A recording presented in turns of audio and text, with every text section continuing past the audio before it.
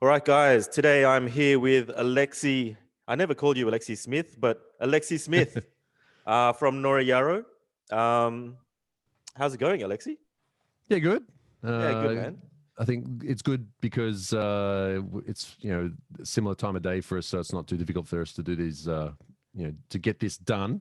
Yeah. I've been on podcasts before, like back when the whole lockdown thing was going on, and Hoonigan we're doing like daily sort of live podcast things, and I got on there a couple of times. I had to get up at like 4 a.m. a couple of times for that. So Yeah, right, yeah, right. I don't even easier to know do what our this. time difference is, Sydney to where you are in It's Japan. only 2 hours right now because of daylight savings, so Oh, nice and it's easy. just 9:30 in the morning. Yeah, yeah. So I actually have a whole lot of questions here that you got off your social media, and it's funny because you mentioned yesterday that you were thinking about maybe putting up something on your social media to see if you could get some questions. Hmm. And I did the same on mine, and I put it at a few different places, and I got like maybe 5 questions. And then I checked out your Instagram, and there were like 70 plus questions. Mm. So you have serious fans. And then I checked out your stats, and you've got like 164,000 followers. Dude, that's more than a lot of the girls that I know. Like a lot of the girls that I shoot are nowhere near that many followers. Yeah, well, I mean, How do you none of my. feel about that? Like you're a bit of a Uh, are you a B grade celebrity or something? Like holy shit, what do you call this? I don't. No, not even that. I don't know. In the world that we're in right now, I'd say I'm like, if we're going like SABC sort of thing, I don't know, maybe B ish. Like I'm not that super high. Like I've only got 400 and wait, probably by the end of this year it'll be 500,000 subs on YouTube, and that's in That's 2020 in this sphere. It's not really that much, to be honest, what, in my at opinion. what point do you get that YouTube plaque that people have? That, You get one at 100. Oh, I have it sitting around here somewhere. You is you it get in your one at toilet a or hundred. something? It's just sitting on a shelf somewhere. I don't really put it up. Hang on. So Oh, you here it do is. have one. That's pretty cool, Yeah, man. yeah, but it's only for 100,000. Here it is. I did not have this prepared. It was just sitting on the shelf. There's That's us. mad. That's That's the that's mad. the, that's the 100,000 one. That's mad. And That's yeah, mad. yeah. I mean, I thought it was pretty cool when I first got it. But these like 100,000 these days is not really that much. The next one you It, get is a million. dude, Then a you get hundred you get thousand's the a gold lot one. for people just starting out, For though. just that, oh yeah, yeah. It's so dead. It's an interesting trip to get there. Like, let's put it in perspective. When I first got asked to, I got called by my partner manager, who I didn't know I had one at YouTube, to go to YouTube headquarters in Tokyo when I had about 16,000 followers. Mm, That's it. Like that mm. was, and to go in and like, yeah, we see you got a lot of, you have great retention and your channel has a lot of potential. They were just getting in all the people who they thought might be doing good in the future, Okay. and to give them some advice on what they need to do. And I got the message, and it's like, I was summoned to headquarters, and it's in the most baller building in the most baller place in Tokyo. Wow. Uh, the Roppongi Hills Tower. Yeah, Uh, yeah, okay. so it's the ultimate, like in the same building. It's like Google, YouTube, Microsoft, all the Wow. biggest companies in this one building. Wow. Security and everything. You go up and they meet you there, and they got to sign you in. And it was all like, I was like, yeah, oh, this is so cool. It's like, you want a drink? It's like it's free. Like yeah, like the whole tech, yeah, the tech audio. I was like, wow, this is cool, man. And that actually it worked because it really did motivate me to work hard to get there. I wrote down actually on my old desk, it's over there. I wrote 100,000 in big fat permanent marker above my desk, Wow. just so every time I sat down, like, yeah, I'm just gonna sit around and like I'm gonna go on some website just to waste time, and I'd see it right in front of my face, like 100,000. Like, no, I'm gonna get 100,000 for you. I'm gonna get 100,000 subs and get the plaque, and yeah, so I don't that was know. that. My memory of you is like just checking out when you were first starting to put your face in the camera, and you were really comfortable with it too. You're like walking along at some drift circuit, and your face is in the camera. And I was kind of like early days, people weren't really holding those sticks yet, and what do you call them? Those other Gorilla Pod stick, the Just Gorilla Pods and selfie sticks and stuff yeah, like that. that's So, right, right. It sort of took off for a while there, and every motherfucker was doing the selfie stick thing. But mm. like I think it was really early on for you, and I was just cheering because I'm like, it looked like you were comfortable, and it had this relaxed vibe about it as well. It wasn't Your stuff wasn't overly produced, you know, like it's not like a Mighty Car Mods, for example, where you do have a lot of editing going on and a lot of special effects and stuff like that. I thought you gave it more like the day in a life kind of vibe. Yeah, I mean the reason for that, and there's two reasons for that. Obviously, is one, it's just me, so I don't I don't have. You can get on a shoot, you get triple the work done with for every person you add, it goes up exponentially the amount of work you can do, right? Because you don't have to set up. You have one person. Okay, your job is make sure the batteries are in and the cards are in and everything's working. Okay, your job is to set up the camera or whatever, and it's just me. So it was like I'd have to go. Everything has to work. So like this is the camera I use. Right. I have a battery on the back that's like this. It's actually powering this light right now. It's this big, so I could leave this turned on all day and it won't go flat. It has a huge memory card in it that'll record like 6 hours worth of video. The battery goes for 8 hours, so it's all just set up to be just pointed at me and do it. And honestly, from the beginning, I didn't want to be in front of the camera. Like I didn't want to be on the camera. This is going to sound kind of weird. We're going to talk about this later on, but I was always of the idea of I'm there to show the audience what I'm seeing and to vicariously bring that to you. Like, look at this cool stuff. Look at it. It's not like like there's that meme now where it's like if someone what's the upvoted because girl or something like that. It's like a meme where like if you have a picture of someone drew a beautiful artwork and it gets like this many thumbs up, but then if the girl who drew it stands next to it and like wearing a sexy outfit, it gets like 10 times the amount. Okay, it's like I didn't want to be I want to put myself in there and go, look here guys, look at this. I just didn't want to do it, but it just slowly progressed where it's like you have to do that. Now this is the thing, is I first met you back at Auto Salon magazine, right? Briefly, yeah. I think that was when they were towards the end of Auto Salon as well. I came in right when that was all sort of getting a bit weird. So my original job, because I know people always ask this, like, what how'd you get to Japan? How'd you do this? So let's just run through that really quickly because people want to know. Sure. So I originally studied 3D graphics and animation, which I was interested in. Like, I liked all my stuff. I liked was from Japan. It was like cars and anime and all that sort of stuff. So whatever.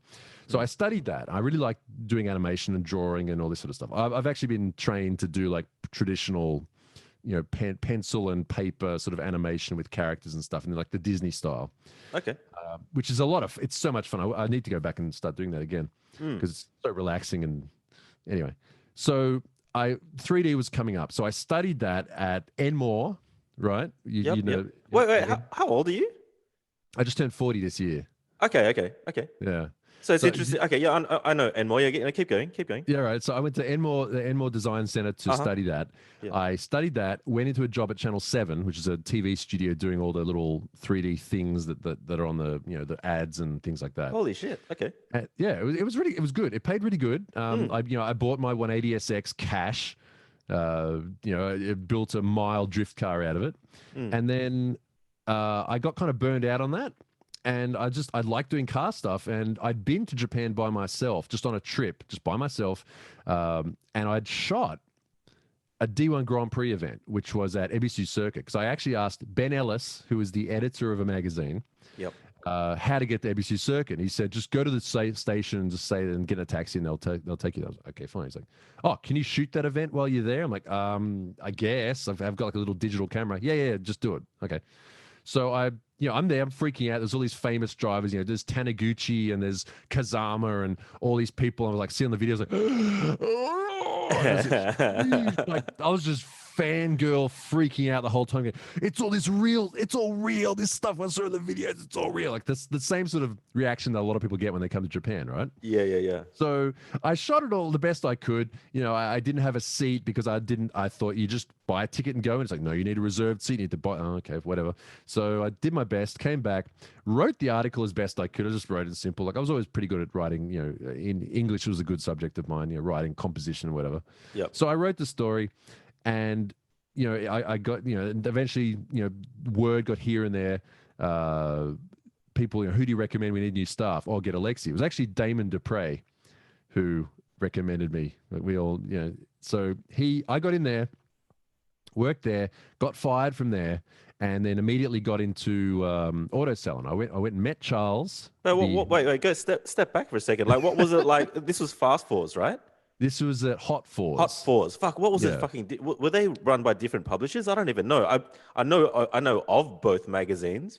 Yeah, But at that point, so Hot Fours and all the people from Australia are going to know this, but for those watching overseas, Hot Fours was a I guess super street, not even that. Like it was a dress up car magazine. Like the cover car was always big chrome dished wheels, candy paint, huge stereo, white leather interior, you know, that sort of thing. yeah.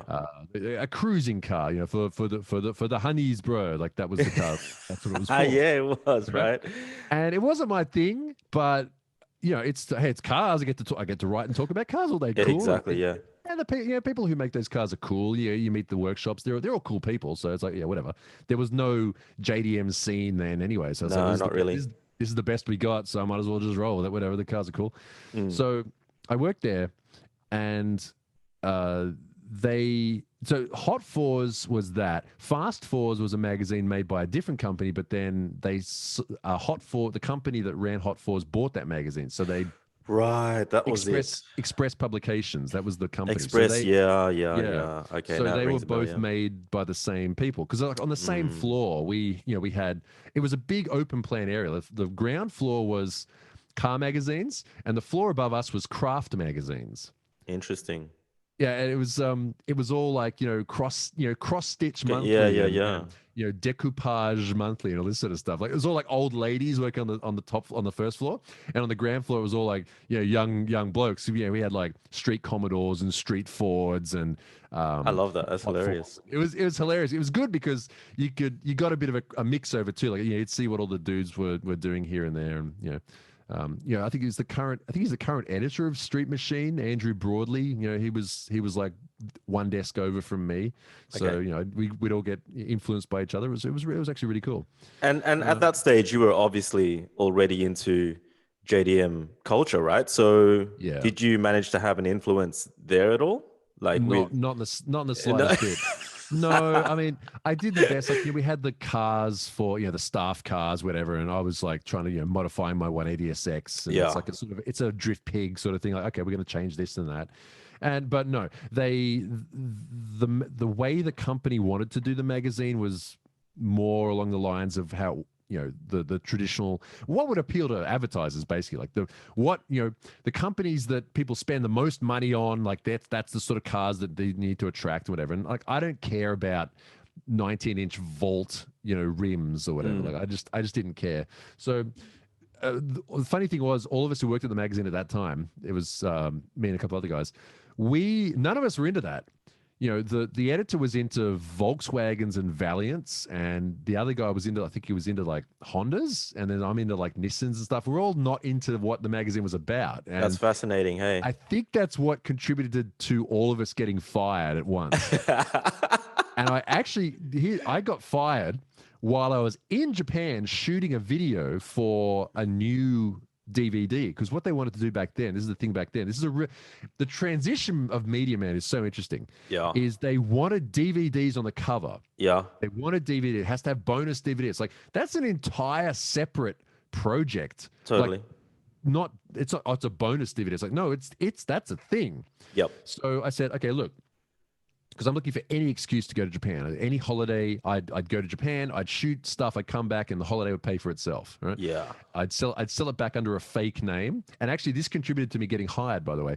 I made up a fake Japanese name, Daisuke Kajiya, which Kajia means Smith.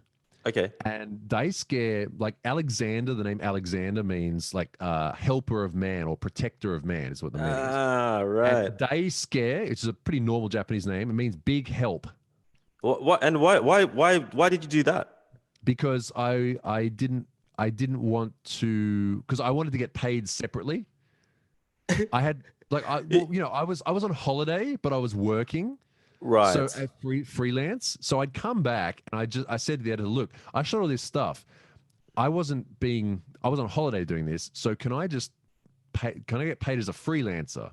So I was like hustling on the side to get extra content in. I was selling them to Hot Fours magazine. Sorry, I was That's selling them to High Performance Imports magazine, which was okay. the import. So Yeah, I yeah, was selling yeah. them on the side to Jason over here, and I'm working on Hot Fours here. It's like there's nothing wrong with it, but I just it made things a bit easier to work That's with and hilarious, to man. do That's it. that's A-class hustling right there. That's Yeah, pretty fascinating. look, any way I could get to Japan and do car stuff, I was taking it. So anyway, so that was the excuse was, hey, give me a budget and video cameras. I'll go over there. I will shoot a whole bunch of content, and Yep. I'll bring it back, and we can like put it, month by month You can around the regular. sprinkle it out.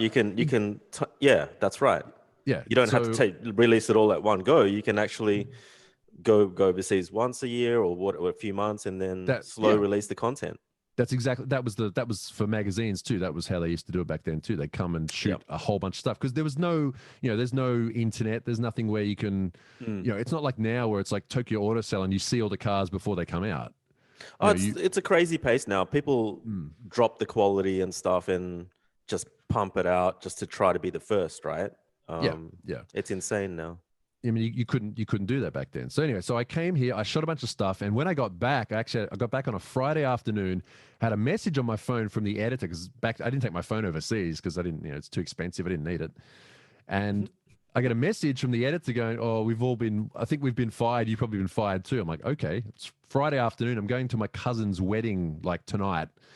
Yeah, it was like a night wedding. So I called up and I said, to my person above me, I said, "Look, I'm hearing rumors I've been fired. Is that true?" He's like, "Well, could you come in on Monday and we can talk about it?" I was like, "No, no, no. I'm going to a wedding and it's the weekend. I want to know now." It's like, "Yes, Yeah. you've been fired. Could you please bring in all the camera equipment on Monday?" I'm like, "No worries." Wow. So I proceeded to get massively drunk that night and went in with a What, were box. you upset though? I was upset, but I mean, I was upset with how sudden it happens. Like, I was also upset, like, oh, what's going to happen to all this cool content I shot? Nothing's going to happen to it. Right, Oh, yeah. also on the Sunday, this is actually interesting. The guy who was editing, or the cameraman, he had a home editing system. So I went there and copied all the tapes Wow, to just the hard as a security thing. as a security thing. And I went in on Monday and I immediately went to my desk and just went like this, into a box, took it Uh-huh. back out to my car and tried that. My computer's locked out. So I'm just sitting there like, oh, I can't log in. I can't do anything. I just have to sit here and wait. And people are sticking their heads over the The little rabbit. the Yeah. walls going, Yeah. Alexi, have you been fired? He was like, I'm like, don't know, mate. I'm just waiting here to find out. I'm locked out of my computer. I was like, oh shit. Far out. And anyway, so yeah, I just said, look, I got all the camera equipment in my car. You better sign me a check for all the expenses, and because like Dave, like, here's your severance. I'm like, well, you owe me about $3,000 from the Japan trip from all the stuff I did over there, and it's like, take the thing back. It's like, well, you're gonna have to write us up an invoice. I'm like, no worries, I'll be in tomorrow. So I went in and gave him the thing, and here's your equipment, and here's the tapes. They're all there. See you later. And they put it in my bank account that night. So they kept their word. I Wow. kept my word. Okay, Yeah. well that's pretty good. That's pretty cool. I mean, Yeah. could have been much worse than that. A lot of people had a lot worse. It was an interesting magazine company to work for. But anyway, but I don't. I And didn't and put how, that- and so how did you jump from that to ASM?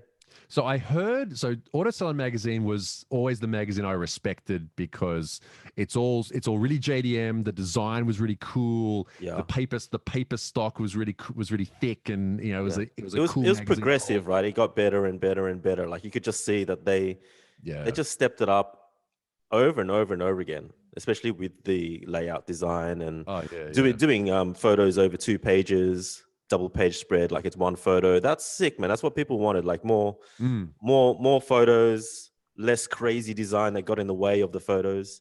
Yeah, got good quality photos, good photos, like good design of like I don't want to say like Photoshop like it's a bad thing, but the photos were heavily made to get that really cool look to them. Yep. So I always respected that. I knew the designer Garth Ivers because of he had an A86 and he ran like an A86 club and we'd done stuff together before. Yep. So Charles Carr, who was the editor, he got in contact with me and said, "Oh, we've heard you're free right now. You want to come and talk?" So again, it was another similar sort of thing. I met him at a Sydney Auto Salon car show, at the car show, which is kind of cool. And said to him, we sat down. He's like, "Oh, look, we're looking for someone to work. Do you want to come on? Look, we'll give you a probationary period and this pay or whatever." And I just said, "Look, we know you want me at the magazine. Just don't give me probation. Just pay me full rate straight away, and you give me no leeway. I'll write cool stuff for you." He's like, "Yeah, righto." And so I started there. Yeah, and cool. that was a enjoyable place to work, but it started to, I don't know how much people are allowed to say about what happened there, but we'll probably steer clear from it actually, but yeah, it got really. There were issues, I think, with the company in the background, politics, politics and things, and I was, which I was not involved. I just wanted to do cool car stuff. I didn't care about that. Yep. And it got to the point where it's kind of like, I should probably do something. And by this time I was 28. And for Australians and a lot of other countries too, New Zealand, like UK and things like that, you can get a working holiday visa to Japan for up to a year and a half if you're under 30 years old. That's right. I tried to go over when I was past 30 and I could only stay for 6 months. Yeah, you can extend it, but before 30 is the time to do it. That's it. So I thought, okay, I'm 28. I can just get this out of my system because everyone was so sick of me talking about Japan. Like everybody, even my mother. You're obsessed. I was obsessed. I was unashamedly just obsessed with everything from there, and I just liked it, and I liked going there. I liked doing stuff there. It was always, well, in Japan, it's like, people are making a joke, like, they'd say, "Oh, Alexi starts every sentence, well, in Japan," and you actually, the first time you went there, you went by yourself, and that already shows a different kind of character in a person, I think. Wasn't necessarily voluntary. Like I would have quite happily gone with someone, but my interest and like what I wanted to do was so narrow that I didn't really think anyone would attack it with the same level of effort that I did. And you probably thought it'd be easier if you go by yourself, so that you didn't have to compromise on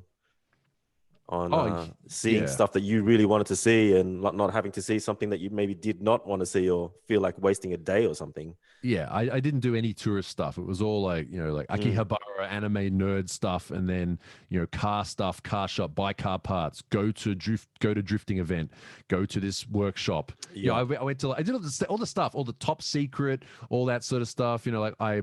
This is back when top secret was still like accessible. Because these days it's just shut. You cannot step foot past in there, and it's all, oh, you're a tourist, go to the office and there's all the souvenirs to buy. Whereas I just walked in, like I know that it's a rule that you don't walk over the, you don't walk into a workshop, like that's the rule, but I just stood at the edge going, oh, there's that that 3S GTE powered Supra car they've got, the GT replica they got it there. Oh, wow, look at that. Oh, there's an Integra. I didn't know they had an Integra. Oh, there's GTR engines all in a stack on pallets over there. Whoa, dude, look at this stuff. And this guy walks out of a doorway and starts walking towards me. I'm like, oh shit, I got to try and speak Japanese now. And it was Smokey. Wow. He will never do that now. Like he just walks up and goes, "Oh, can I help you?" I was like, "Oh, daijoubu, miteru dake, shashin dake." Like I was like, I'm just taking so you were already learning Japanese the first time. Yeah.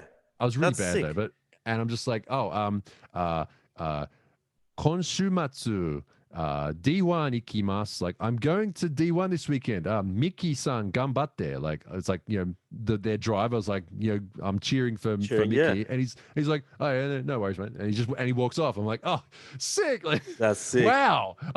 So yeah, the whole first time was like that. So I was addicted, and it got to the point too where even my mum was like, just go live there, because she didn't. She said, oh, don't move out of the country. You'll be. She's all worried about me. But it got to the point where even she was like, just Just go, do it. just Yeah. do it, and so you shut up about it. So it got to here, and this is interesting. It got to the point where it was a choice between three things: stay in Australia and do something, maybe go back into 3D, go to Japan, or I was actually in the top. And this is the same thing with Hawkins, apparently, from what I've heard. I was in the top 20 people listed to be a host on Top Gear Australia. Holy shit. Okay. Yeah. I made the video because you had to make like a video. So I made Wait, a wait, video. wait. One second. Is that still going today? No, that's not going today. No, they got cancelled after like 2 seasons, I think, or something like that. That's how I would have felt from day one, Yeah. actually, that this is probably not going to last forever. But yeah, go on. It would have still been But bloody big news. Like, yeah, I mean, but look back, you know, back then, this is 2007. mm, Is Top Gear was everybody watched it. mm. Even Everybody people watched that it. weren't into cars watched it. Yeah. Even people went into cars, and Yeah. even on the Monday or whatever it was, like the day after it would broadcast on TV, someone would have the rip at the office, so we'd all share it around and take it home to for our collection to watch it, whatever. It was the show, so I was like, oh well, this would be pretty cool to do. So I made the video. I went out to Homebush, the Olympic Fuck, you're Park. just bringing back all these memories of I know all I these know. clips that people made to. Right. I remember now. Holy fuck, it was all over Facebook and shit, and people were posting up their videos everywhere. And yeah, go on. Yeah, it was. Yeah, So, people so what posting it did you up. do for your video? I just went out there. I set up the tripod, and with my daily driver Cressida in the background, just did my intro like, "Hello, my name's Alexi, and I love cars." And I just did my pitch, and I put in, I put in like what I did. I worked for magazines. I did that, this, Yeah. that, and the other. And I spliced that in with video of me drifting. I went out to Oran Park with I dragged my dad out one day. I begged Jeff, the manager, to look, just let me do like a dozen laps on North Course just to privately, so I can get some video for my video to go on Top Gear. He's like, yeah, right, because we'd done a lot of work with him with the Drift Club.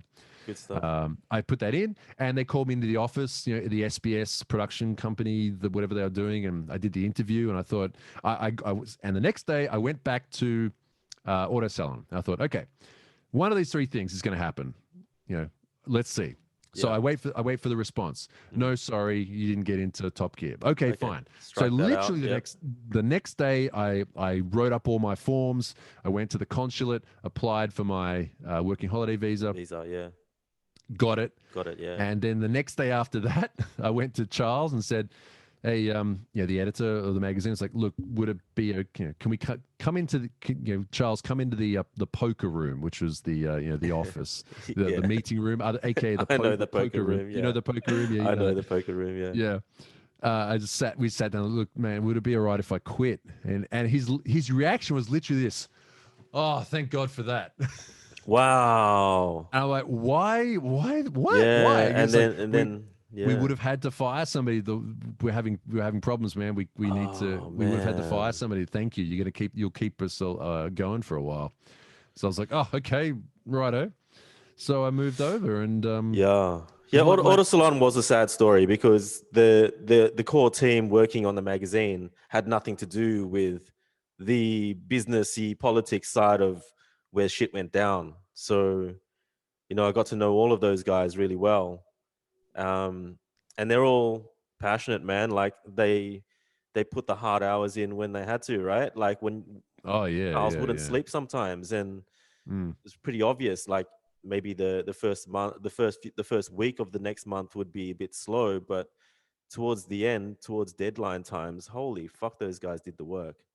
Yeah, yeah. It was And it was the way. I mean, not the way a magazine should run, but it was the way a magazine ran when it was run by people who are passionate about yeah, what it's was rock in and the roll. magazine. It's rock Yeah, and yeah, roll. yeah. It's cool, and it's just sad how that all went down because I think at towards the end, it was the best version of the magazine.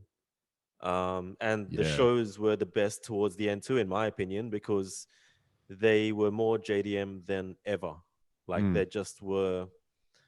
Um, the shows were clean, man. They were great, but I mean, yeah, the crowds weren't as big, and um, it's just a weird time, I think. And it was Mm. just it was kind of sad when that went down. Just I mean, Speed Magazine when that went down, that was kind of sad too. That was Man, also a that really that cool was mag. so far ahead of its time as well. Speed Ah, magazine. Yeah. so good, man. Great graphic design, great photography, awesome cars like Mm. GTRs and FDs, and yeah, it was awesome. Very JDM focused. This sounds kind of like boomer rants, but I mean, people now don't really realize what they're missing out by not having that. You know, the trip to the newsagent, like, oh, is the magazine out today? And you pick it up, and, oh, and all this cool stuff in it, and it's all like, everybody reads the same magazine, so you can all have the same thing to talk about, and Totally, man. yeah, We had we had every workshop had like a Gran Turismo set up, and we were all into all the hero cars from there. And I think a lot of us were watching Best Motoring at that time before the English dub, before the mm, US dub, and then when the US dub came out, we started watching that too because it's easier to understand. And I think that was at the time that maybe the 350Z sort of came out, that they started doing the English dubs. And oh yeah, yeah, you know but that whole concept of, I think all of us had a small crew of friends that each somehow had a different make and a different model, but they were legendary makes and models. And you'd rock up to the workshop and there'd be a Supra, there'd be a GTR, there'd be a Type R, and it was really mixed and it was really nice. mm. Whereas yeah, I don't know what people deal with today. I don't know, there's too much to deal with you know Yeah, it is. Yeah, I don't know. Mm, there are a lot of benefits of how it is now, but there are a lot of downsides to it as well. So we can't put ourselves in their shoes. It's just whatever. But you can't go and talk about how awesome it was in the past too, because you just sound like an yeah, old that's true. bastard. I But know. so you moved to Japan in 2008. You haven't really talked much about drifting, because I think you kind of did move to drift, right? Like you Yeah, you were super into drifting. So and primarily, like, when I look at your show from an outside perspective and everything that you do, it's got a heavy drift focus. Like you yeah, you you do. And even this whole thing about you saying that you're on your own and you do it all for yourself and it's just you, and the sort of grassroots kind of style in how you do everything, even to this day, it's very drift. Like, and just like that 86 that you just bought, how fucking rusty it is. When I saw that video, I'm like, that is so Alexi. Like, that is just so, like, it just so is. Like, it's like it doesn't matter. You've got 160K thousand followers and all that. You're still in this lane, as you said before. Like, it's a lane yeah, that you're in, and yeah. you haven't changed. Like, you've gotten so much bigger in terms of following, but you could probably compare one of your most recent videos to one of your first, and they'd still be the same vibe. Mm. I think, anyway. Yeah, I think be, it's so difficult to sit down and work out what makes your stuff work and what makes other people's stuff work, because there's so many contradictions and so many inconsistencies with how it all goes. But I think the best one, one consistent, constant thing is, and it sounds so bad, but being real, or being, what's the word? Being not, when I say being real, I don't mean like, yeah, we keep it real, like it's real, like this is street, it's real, not that real, but I can't think of the word. Justin, help. Is it almost Being like who you are, like I'll just say consistent. If I think of it, being consistent with who you are and what drives you, and people see that and they vibe with that, and that's what makes them like your content. But I think that for you, that is like, and for me as well, that is there is no facade. Like I think, Yeah. like there is no, oh, I better hop into character, right? And a lot of people can do that. You can hop into character, and then that, because statistics might say that that's working, so do more of that. But I think I'd be personally, I would find it too tiring to Mm. do that, because I would have surely bad days where I lose it, and then I say the wrong thing and like, oh fuck, I'm out of character or something. So I find it's a laziness almost, that I find it easier to Mm. just be, and you know, like I definitely I wondered this about my stuff, but I also, almost what I just said about your stuff, it's like you probably have enough followers and potential sponsors and everything to have the latest video camera gear with 4K resolutions and, you know, assistants and everything. But you just showed me this video camera. It had a sticker on it, of course. It's got, you know, a huge battery pack, because that makes perfect sense. It's got an ability to record so many hours in a row, so you have to watch it. It's still that grassroots thing, and you probably could afford more bells and whistles and all of that, but it's not a priority. It like the whole like buying gear to get better sort of thing. Yeah, it You know how a doesn't lot of work. people get caught up in that, right? Like Oh yeah, a yeah. lot of people do, right? Like, The, it's I mean, you know, we're both into photography. You know, mm, it's the point of which you're what's the point of return, like gains yeah, versus yeah, return yeah, sort of yeah. thing. There's a saying, Like yeah, once you hit that switch, like that, the crossover. yep, Once you hit that point, yeah, like you can get better, but a lot of the times it's how you use it. Like I think, 100%. Or how and look, much you this know it, is right? well, how much How comfortable you are with it. I've used this And for my entire YouTube career. I've used this exact camera, this yeah, one. I mean, yeah, normally it has a little tripod down. I've taken it off just because I yeah. was using it. But you know what they say? What is it? The Bruce Lee thing: "Fear not the man who's practiced 1,000 kicks. Fear the man who's practiced one kick 1,000 times," or whatever it That's is. it, man. Like even my Yeah, camera setup for photography, I have never changed it. I have no second lens.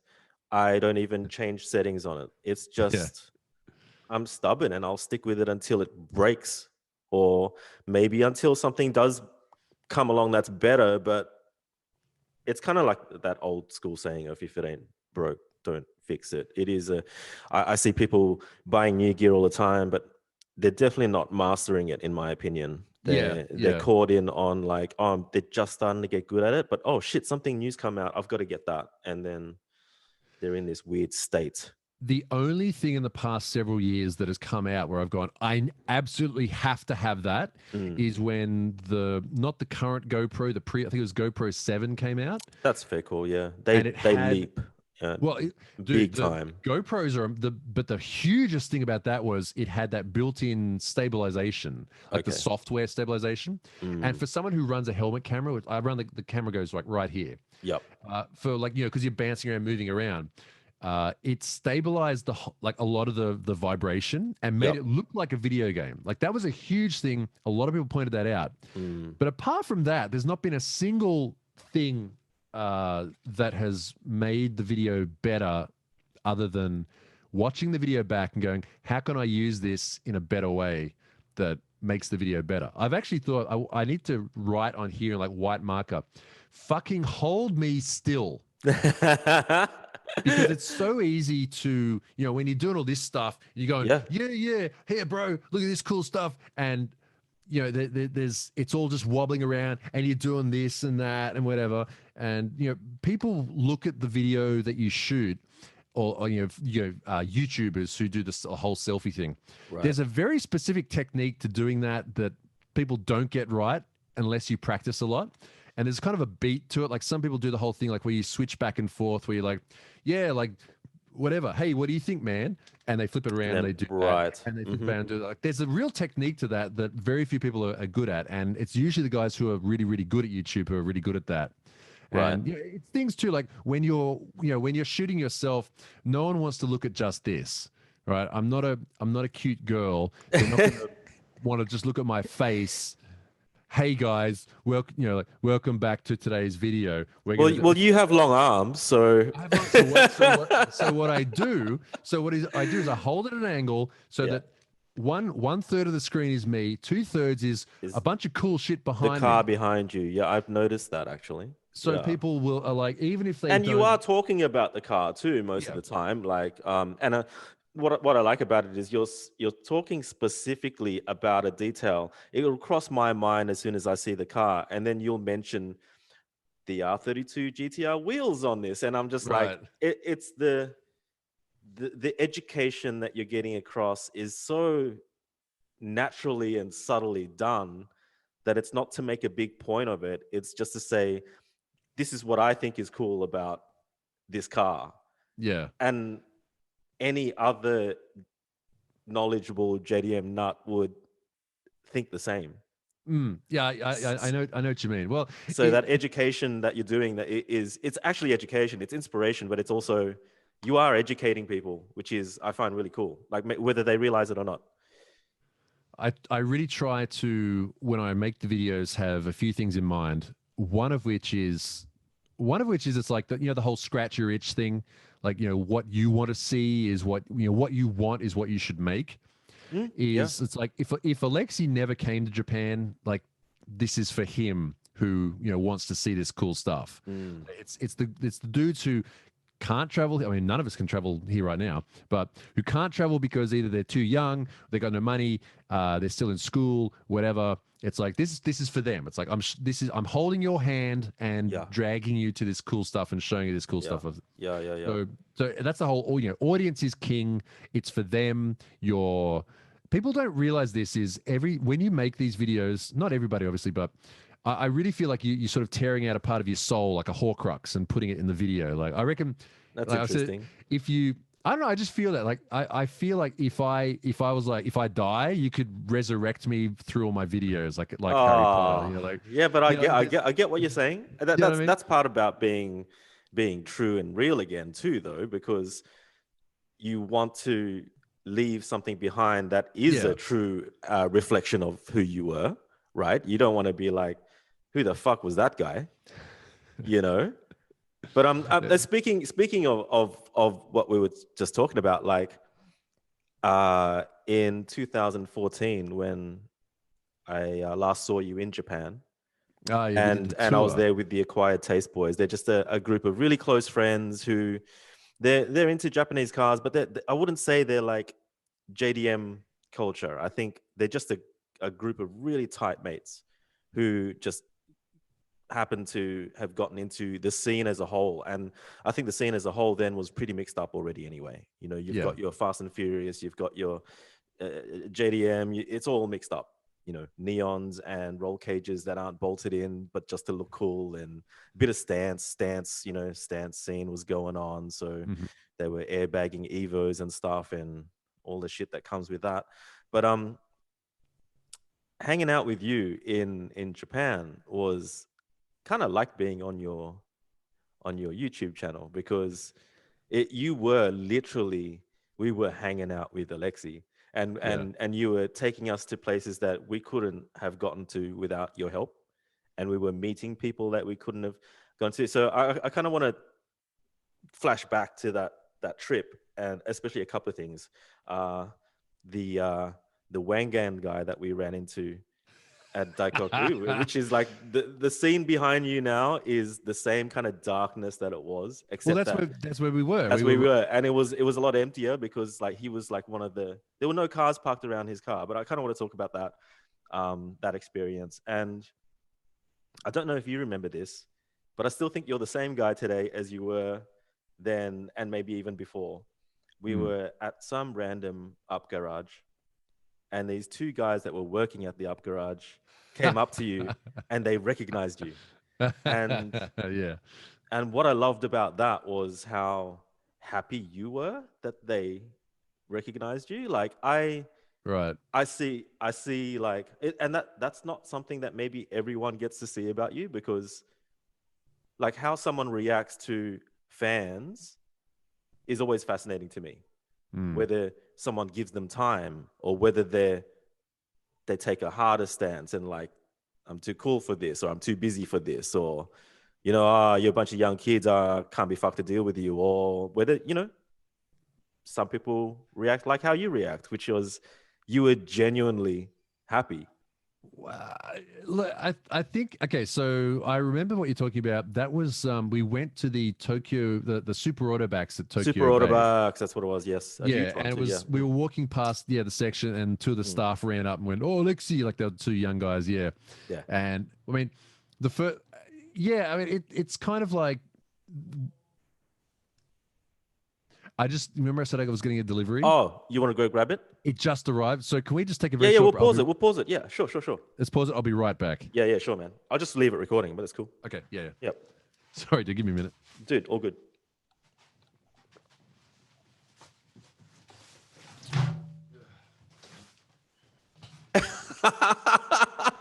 That was freaky coming through the video. That was scary. Okay, I'm back. All right, good stuff. The mic on? Yep. Okay. Still Okay, recording. sorry about It's all that. good. There was frozen things in there, so I had to. Groceries get delivered too. Yeah, not all of them, but just some. For kids, so like some certain things for them. That's cool, Anyway. man. Okay. Yeah, so Right, back to where we were. It was kind of like, these two guys at the Super Autobucks.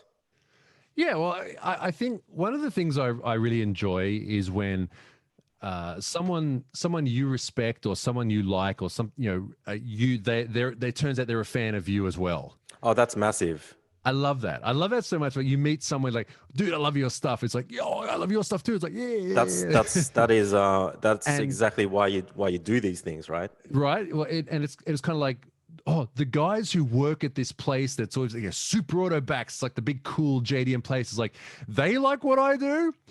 Oh, it's kind of like that. I mean, But they were just working there. I mean, I understand it if it's like someone that is in your industry or something like that. But like what I liked about it was they were just a couple of young guys. They're working in the shop, but you're doing much bigger work in my opinion anyway, But what I liked about it was just you were genuinely happy. I wouldn't call it humble. I would just call it that, like, I wouldn't call it that either. it's not humble, but it's like it's just a good vibe. It's just like if you still get a buzz out of that, then I think that's so much cooler than being pig-headed about it or Yeah. just it not affecting you in any sort of way. Like, Actually, I get the same thing has happened. It always happens it happens a lot at petrol stations. there you go. Like there's been, For you anyway. Dude, there was one time. It happened at an up garage as well. I went there to sell some wheels, and the kid came out of the back, like who was working at the back. He kept sticking his head around. He had to like go and ask his manager, I guess, if he could like go and talk to me for a second because he had a different job. He came, oh, Alexi, can we get a photo, man? That's fucking cool though, right? Like, the best thing was at a petrol station. I was in my van, right, which rarely appears in the video, but the guy who was filling, is the young guy. He was like trying to conceal a grin so hard because he's looking at me going like that. I'm like, do you watch YouTube? He's like, yeah, I'm subscribed to your channel. I'm like, oh, yeah, sick, man. That's mad. No, that's cool, man. I think that that's just something that I remember, and I was happy to see how happy you were with that, and I think that's cool. Like I personally, like when people want a photo with me, I feel super awkward, and I think a bit of attitude kicks in only because I'm nervous and awkward. Like I feel I feel like the stubbornness in me almost says, you don't want a fucking photo with me. Like, who the fuck am I? I'm nobody, and that takes over my forebrain. But then I just fucking do it anyway, and afterwards I'm like, oh fuck, like I hope I didn't come across as being a dick or a snob or something. But it was more that I'm a little bit awkward when that shit happens. But yeah, the second thing I wanted to talk about was, so we were at Daikoku. It was pretty late. I think at that time the bozo had shown up and revved their bikes, the tits off their bikes, and the cops came out, and I remember people doing hardcore burnouts on the way out. I'm like, holy fuck, this is amazing. I was a little bit upset that the night was cut short like that, but at the same time, I'm glad I saw all of that. and witness all of that. And we, just before heading home, we went to get a drink in that little sort of chill out area where all the drink and food machines were. Yeah, like a little alcove where you This can. little alcove, yeah, yeah, Yeah. yeah. And there was this guy that had these bunta kind of initial D bunta vibes, and you picked up on him pretty much instantly. Like there was Mm. a weird situation where we were just chilling, and you started talking to this guy. So all of our attention was on what kind of conversation you might be having with him. Mm. And then at some stage you said he wants to show us his car outside, and popped the bonnet, and you translated for us. He said it had 1,000 horsepower, and to us you sort of said, oh, they all seem to say that. It's probably not real, but like they all seem to say that. And I was having a look around the car, and it had semi slicks on the front. It had bald as fuck street tires on the back. But then you notice a sticker, I think, on the bumper bar, and you're like, shit, this sticker means something. Yeah. I forget what it was, but it was like maybe some sort of suggestion that he was in some sort of quarter mile club or something, or Yeah, I can't remember that exactly, but yeah, there are certain. Yeah, the some. car had a lot of the car. The first I saw the car first Oh, okay, because okay, we all walked over, and I'm like, we're all walking over to get a drink just so yeah, we're about to leave, yeah. and I'm like, sort of like It had an aura about it, is what you said. that car has an aura about it because Yeah. the biggest tell to me for an actual performance car is the brakes. Okay. I mean, for my, I Yeah. mean, for Oh a lot of well, if people, it doesn't have big brakes, yeah, I it's mean, if you look, only. it's like a car has like it's got AP brakes, and the brakes have like discolor. The rotors have like discoloration on them. It's like, yeah, no, that's not just for show. They actually drive that fast. Hmm. Yeah. And it was like it was an R32 GTO. It's a little Yeah. bit low. It's got like tinted windows, and it had like some aftermarket paint. It looks fairly stockish, but it's got like semi slicks and huge brakes and tinted windows. Those are tells of like a street racer. So Right. I thought, okay, I well, couldn't tell. So I mean, like you picked up there's on all it these straight away. there's these tells, right? Mm. There's tells. So again, I thought, okay, I got to find the driver. Okay, he's probably having a smoke because a car that looks like that is owned by like an old man street racer, and they all smoke. So I just went straight to the smoking section, and there's a guy there, fairly tall. He had like that jacket that said Greddy on the back.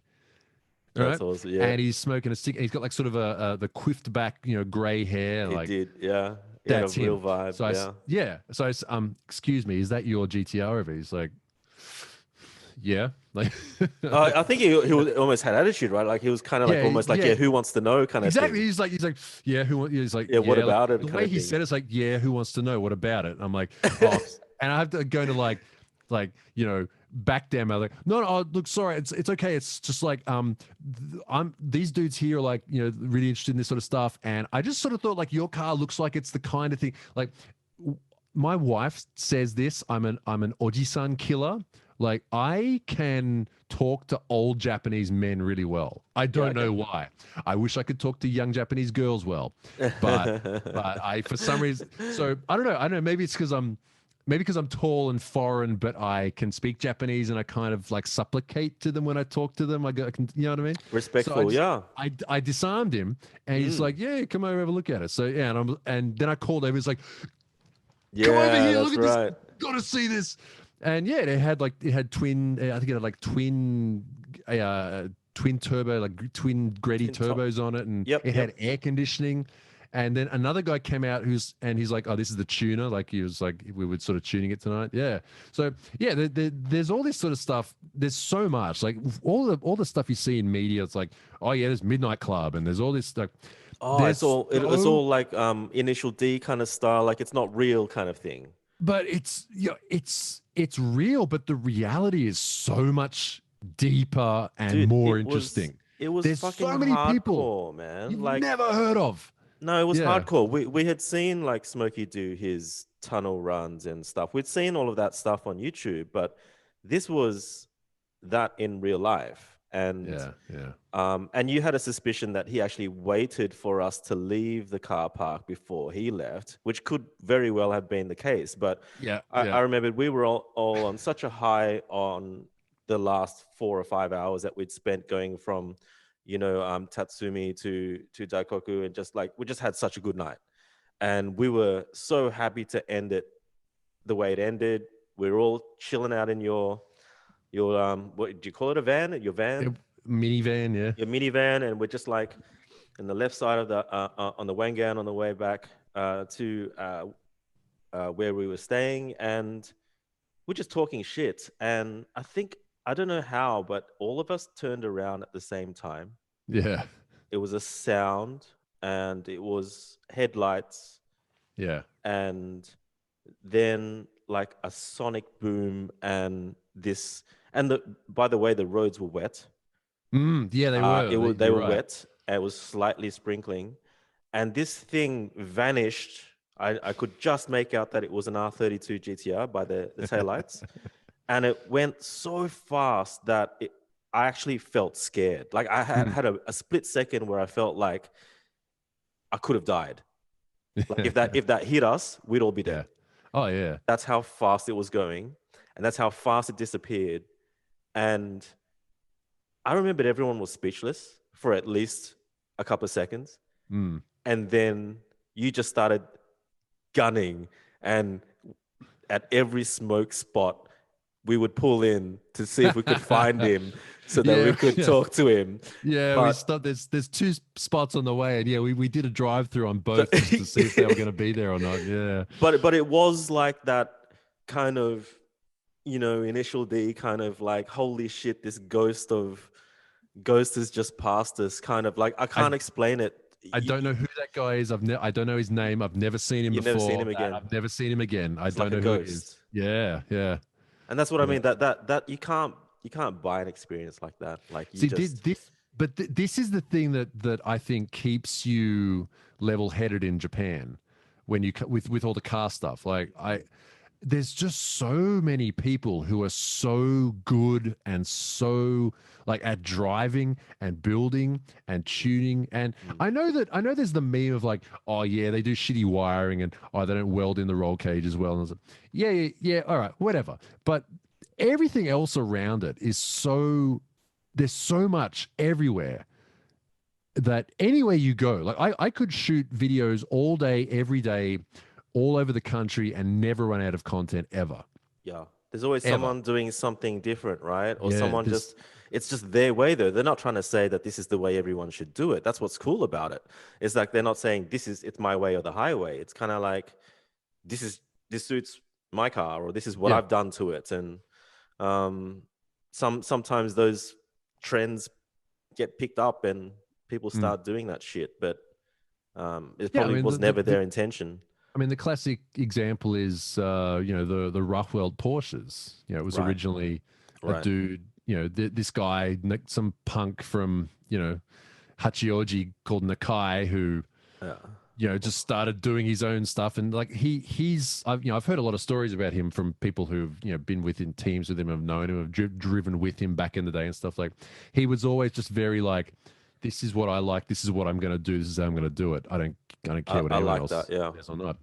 And obviously now he's like a worldwide thing, and it's kind of turned into something maybe that originally it wasn't meant to be, Hmm. but Hmm. it came out of that. Yeah, that thing, and it's the same thing with a lot of the other famous people too. It's like they just do what they do, and then other people think it's cool, and they're like, yeah, okay, I'm getting money for this. Like now, cool, and they just keep doing it. Like they I, wouldn't I have look done at it all today. the like, the mid 2000s kind of Japanese performance car parts, where each brand sold that one or two things that just didn't make any sense whatsoever.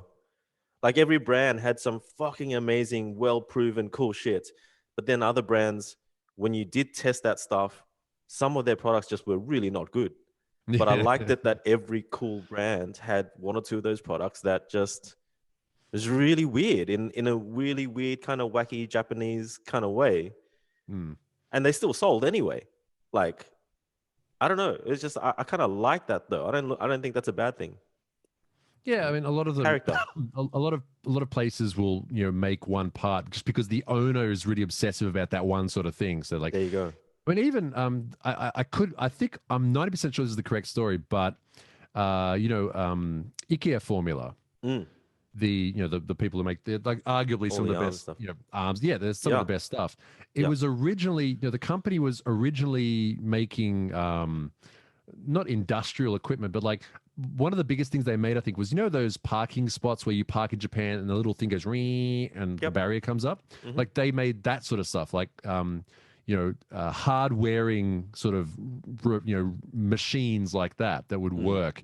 mm, Um, and the owner just liked motorsports, so he started using their equipment to make motorsport parts, and they ended up doing all sorts of crazy stuff, like actually building race cars, and that became a separate mm. thing. So yeah, a lot of the places here come out of that. Like they're very uh, reliant on each other in various ways to make like this. No one company often, I mean, apart from like the big ones like HKS and that sort of stuff, like make everything. A lot of them will rely on each other to make all sorts of stuff so they can all work together. Yeah, So that's pretty that's cool. sort of where that comes from. Is they a lot of them, they realize that they don't need to make everything because someone else is making that better than they could make it anyway. So Yeah. they just concentrate on their own thing, and I think that's where that comes from. Yeah, that's cool. Dude, well, look, we have 70 plus questions, which I thinned down, okay? I thinned Yeah. it down. Some of the questions were really similar. I think a lot of the questions were about um your move to Japan. Did Mm. you find it difficult? Was it hard to learn the language? A lot of that stuff. And I think we did cover some of that already in just ranting, but I don't know, you might want to just Okay. recap that and like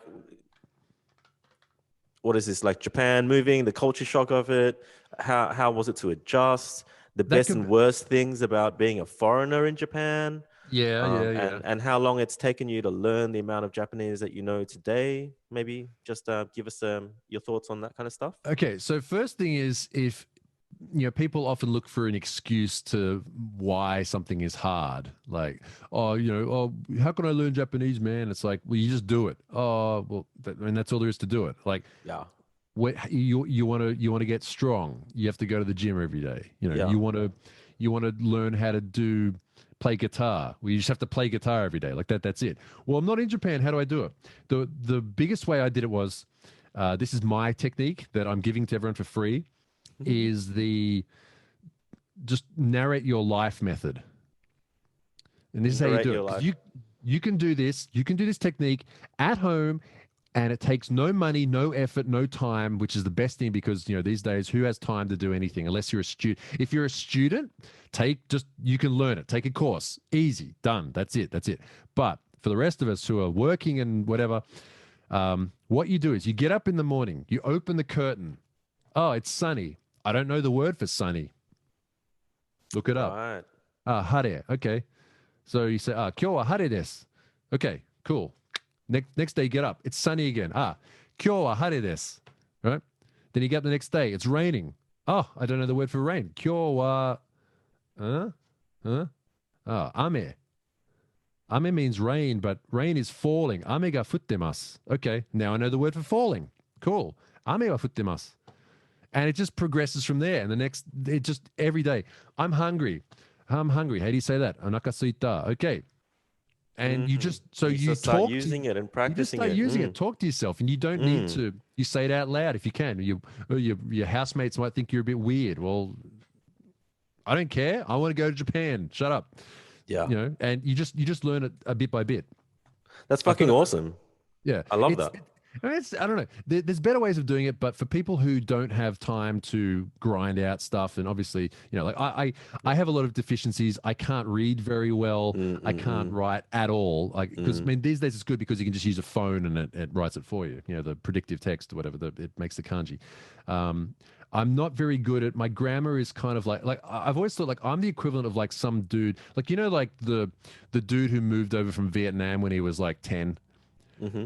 And the way they talk English, like all the Aussie, Asian dudes who moved over when they were like, in primary school. Yep. The way they talk, like it's kind of weird. I got a bit of an accent. You know what they're talking about, though. You can Yeah. you can communicate, you can do business, you can do whatever, like whatever. That's It's right. fine. Yeah, It doesn't it's matter. just communication, full stop. Yeah. That's it, exactly. So, and the confidence is very important. People are like, oh, what if I screw up? I once said, I meant to say the word for tank, as in military tank, Hmm. and I said the word for to go on someone's face, And right? but that's the thing. Like, did you offend, or but did they just No, look at you? Oh, you're a white guy. You're trying, and it's pretty obvious that you've got it wrong. yes, they're So like, what are you talking about? What? I'm like, like the thing that with it has the track, boom, like it's like got a big gun on it, like, oh, because they're very similar words, yeah, right? So no, it's a big laugh, and now I'm never going to forget it again. Like I find the embarrassment you learn yeah. very, But very, like being a yeah, foreigner too, I think like every time I've gone to, especially European countries, right? If you're in Italy or in France, if you're speaking English to them and asking them something, they're just gonna snob you off hard. But if you mm, at least try a little bit, they love it and they yeah, give you so much time and they're there to help you out. So I think when you do look completely different to everybody else there and you do try, yeah, it's encouraging yeah, and it's yeah. respectful. It's like you're meeting them halfway kind of thing rather than sitting there speaking in English and they don't understand what you're saying and you're still trying to get something out of them. Yeah, It's almost like a lack of respect. exactly. Yeah, I mean, they do. They really. I mean, they appreciate anyone who can speak Japanese. Mm, And although on the other side of that, though, now this is an interesting thing about this. This connects on to moving here. mm, Um, this is sort of a cultural thing, and I'm not saying only Japanese people are like this, but most of them are. Is they have a ledger system in their brain for your relationship. Okay. They have a ledger. I did this for this person. He did this for me. mm. Therefore, we are now zero. All right. If Okay. someone gives you a present, if you give someone a present, they're gonna be like, okay, next time I go on a trip, I got to buy that guy a present because he got me a present from when he went on a trip, and they will do that. You're now zero. It's a zero. They have a checkbook and it has to balance at the end of the month. Now, That's if pretty you fascinating. I mean, I know other cultures are like this too, like with gift giving, whatever. But one thing especially is if you keep asking someone to do something for you, they have a limit and they will just cut you off. And I've experienced this several times where it's like, oh, oh man, I don't know how to do this. Can you do it? Like, oh, I want to enter this track day, but I don't know how to fill out the form. How do I do it? And they'll sit down. Okay, well, first, okay, this means name and this means address. So you write your address here. And do you know your blood type? Okay, yeah, you write your blood type here. And this is that, and that. Okay, oh, cool, thanks. And they'll do it for you. Okay, oh man, you're going to that track day with me. Can you just fill it out for me? Like, yeah, okay. And then the third time, it's like, I showed you how to do it already. Do you Did think you? do you think culturally that could be to avoid something that so many people struggle with friends, which is like resentment issues, and Yes. it's almost like to prevent us Yeah. arguing in future, Yeah. and for to prevent one of us feeling like one is using the other more than the other. We've got this system in place. It very well could be because it is a very good way to build trust with people, which is exceedingly difficult for as a foreigner for Japanese people is to get them to trust you to do anything. Right. You Okay. know, you have to. I don't know. It's You got to you earn it, have kind of thing. It you makes got to earn sense. it. It's I mean, sort of it does make sense. Like they know that it's a difference. Is like if they know that you're living here and you got a job and you're it's a completely different thing. If you're a tourist, sure different. they'll be super nice to you. It's like, yeah, Yes. well, Yes. we don't want you to have a bad time here. Like Right. you're a And it'll be like, guest. see you later at some point. It'll Yeah, be, well, yeah, yeah. that's it, right? And they'll go, oh, bye, see you later. Oh, phew, I don't have to try and speak English anymore. Thank God for that. Like, Uh-huh. yeah. So, but if they know you're here, it's like, why can't you do this by now? Like I've done jobs where I've worked for like a Japanese company with Japanese people doing Japanese stuff. It's all in Japanese. It was car related though. I was there because I could speak English and because we had some foreign people there that I had to like look after. Mm. But on the Japanese side of things, it's like it was a launch for the GTR. We did this test drive thing for the GTR. It was a company that does like these car events, Hmm. and there were a bunch of foreign journalists over, and I had to look after them. and I was in charge of like 3 R35 GTRs, like they were my cars, sort of thing. Nice. And they said, okay, at the end of the day, okay, you got to those cars need to be washed for tomorrow. Hmm. That's all they'd say. It's like, well, okay, and I have to like, okay, where do we wash Yeah. them? Uh-huh. What do we, where's the do we have sponges? What how much like do it's just me or are these guys Uh-huh. going to help me because they're in my team or like what? They don't tell you anything. It's like you should know. You should know. This is You it's such a figure it hard. out kind of thing. You figure it out. Why are you here? Why have you got this job? You Yeah, figure it yeah, out. yeah. You do Hard it. love, It's not tough my job. love. Yeah, it's very much like that. And I've had fights with friends about I had literally one friend who was a mechanic. He literally said to me, "Lexi, just fuck off back to Australia. Just go. You don't, just Wow. dude, just leave. You don't get it. Just go." And Wow, yeah. but now he's like he's a really good, he's an extremely good friend now. I still get him to do work for me, Yeah. because I understand how it all works now. Like, especially with workshops and things like that. Like, remember at school how you'd have like a desk with two people, and there's that imaginary line that runs down the table. Kinda, yeah. You can't, if your elbow goes over, like Uh-huh. I mean, not everybody, some people don't care. Some people are cool, but some kids are like, they'll get their ruler and like smack your elbow. Like that's my part of the desk. Like It's kind of it's like like that. that. There's, Yeah. there's imaginary borders that you cannot go over. I Why can't we I just kind do of that? like that though, because I think a lot of people, their problems stem from ha- people that are habitual line steppers. If Mm, you know one of your mates is stepping over that line all the fucking time, you're gonna blow up at some point, right? So it makes perfect sense to me. It's like I think so many people have problems with their friends or work relations because of that habitual line stepping going on. I see it all the time. yeah, yeah. Well, So, but on the downside too is like because this friend of mine who blew up at me, like he's lived overseas and he's kind of used to foreigners. Like blowing up is okay. mm. Whereas other people, if you do that, they will just ghost you forever. Oh, forever. Yeah, I get that too. That I mean, that must be different. I think people a bit more forgiving here. It's more malleable and a lot Mm, more gray than black and white, I think. So yeah. I would get that from So Japanese culture. Generally speaking, I would there's good understand. and bad to it. Yeah. Actually we had an issue. We at Auto Salon magazine when we Mm, went to Tokyo Auto Salon with Charles, and it was with a certain big tuner who I won't mm. say who it was, who like I wasn't aware of it, but like promises had been made to put a certain car in a certain magazine at a certain time, and something didn't happen. And Charles wanted to go there and apologize, and I'm doing my best to apologize. And it's like, look, here's the magazine. It eventually came out, blah blah blah. And the guy's basically just like he Because didn't. you didn't meet the Yeah, he didn't give promise a and he didn't care. yeah. I'm just like going, oh, I'm trying to do my best to apologize. Like I'm not you can't give excuses. You have to Yeah. you can't give reasons or excuses. It's like it's your fault, that's it. Yeah. And that's a big thing Australians would have an issue with in Japan too, is it's like, why are you late? Oh yeah, sorry man, like had a bit of trouble today. Yeah. It's like, no, it's like, why are you late? I'm very sorry that I'm late.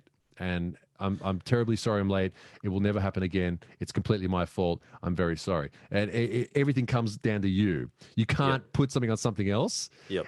But what you do is then after that, when it's all cooled over, then you go and talk to us like, look, man, I'm really sorry I was late today. There was, we had this trouble. Like I had a flat tire, and it's my fault. I didn't check the tire this morning because my spare was flat. I'll make sure it'll never happen again. They're like, yeah, no worries, mate. Like that's how it happens after the fact. Totally. Yeah. Totally. So there's a I'm lot of guilty of struggles, that a too, lot man. of Like I'm yeah. guilty of that. Like I think when I was doing really well with Zen Garage and started to lose my fucking mind at some point, I don't think I was respecting other people's time because I would forget about a meeting. I would not turn up to a meeting.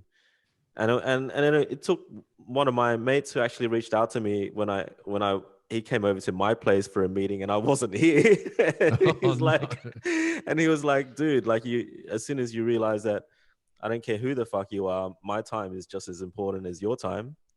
And it just woke me up. Sometimes you do need a wake up call. Yeah, I mean, it But happens, but it happens a lot here, I think, where people will just say, "Yeah, I'll catch you next week," and then come next week, there'll always be some sort of last minute excuse to not make it happen, and I find that a real common thing here, man. It could be the Australian way. It is like one of my friends started calling it like Australian time for me, like island. They say like island time when you show up. Like, oh, Slacker Alexi, you time. turn up on Australian time. I'd be like, I'm only 5 minutes late. It's like, yeah, but you're late. Yeah, it's slacker I got left time. behind one time. I was gonna go drive to a workshop, jump in a truck with some people and go to a track because I didn't want to drive the whole way. There was no reason to. Uh-huh. I got there 5 minutes late. 5 minutes. Well, I called. He's like, oh, I'm gonna be there at like not at like 8:05. But look, man, and I just said, like, I was so dumb. I said, it's like, I don't know why it's an Australian thing. It's like, yeah, no, it's all right, man. If you got to go, you just go ahead. Ah, right, yeah. And And then not expecting them to go. The response is meant to be, no, mate, we'll wait for you. Don't worry. Just 5 minutes, just yeah, hurry no up and worries, get here. It's bro. 5 minutes, no worries, mate. Just get here. I Yeah. get there, truck's gone. I'm like, Wow. did you leave? It's like, yeah, you said go. I'm like, I was only, it's like 8:04. I'm here now. It's like, oh, we already left. I'm like, fuck. That Well, was a look, big. look, let's get through some more of these Anyway, questions. But I had one question that no one seemed to ask, which was Noriyaro. Like nori is seaweed, right? And yaro is either like slang for bastard or Yeah. like putting the word right, like right, Yeah. Okay. right. So it's like seaweed right, or is it seaweed bastard? Yaro, like, okay, that's kind of slang. Yeah, yeah.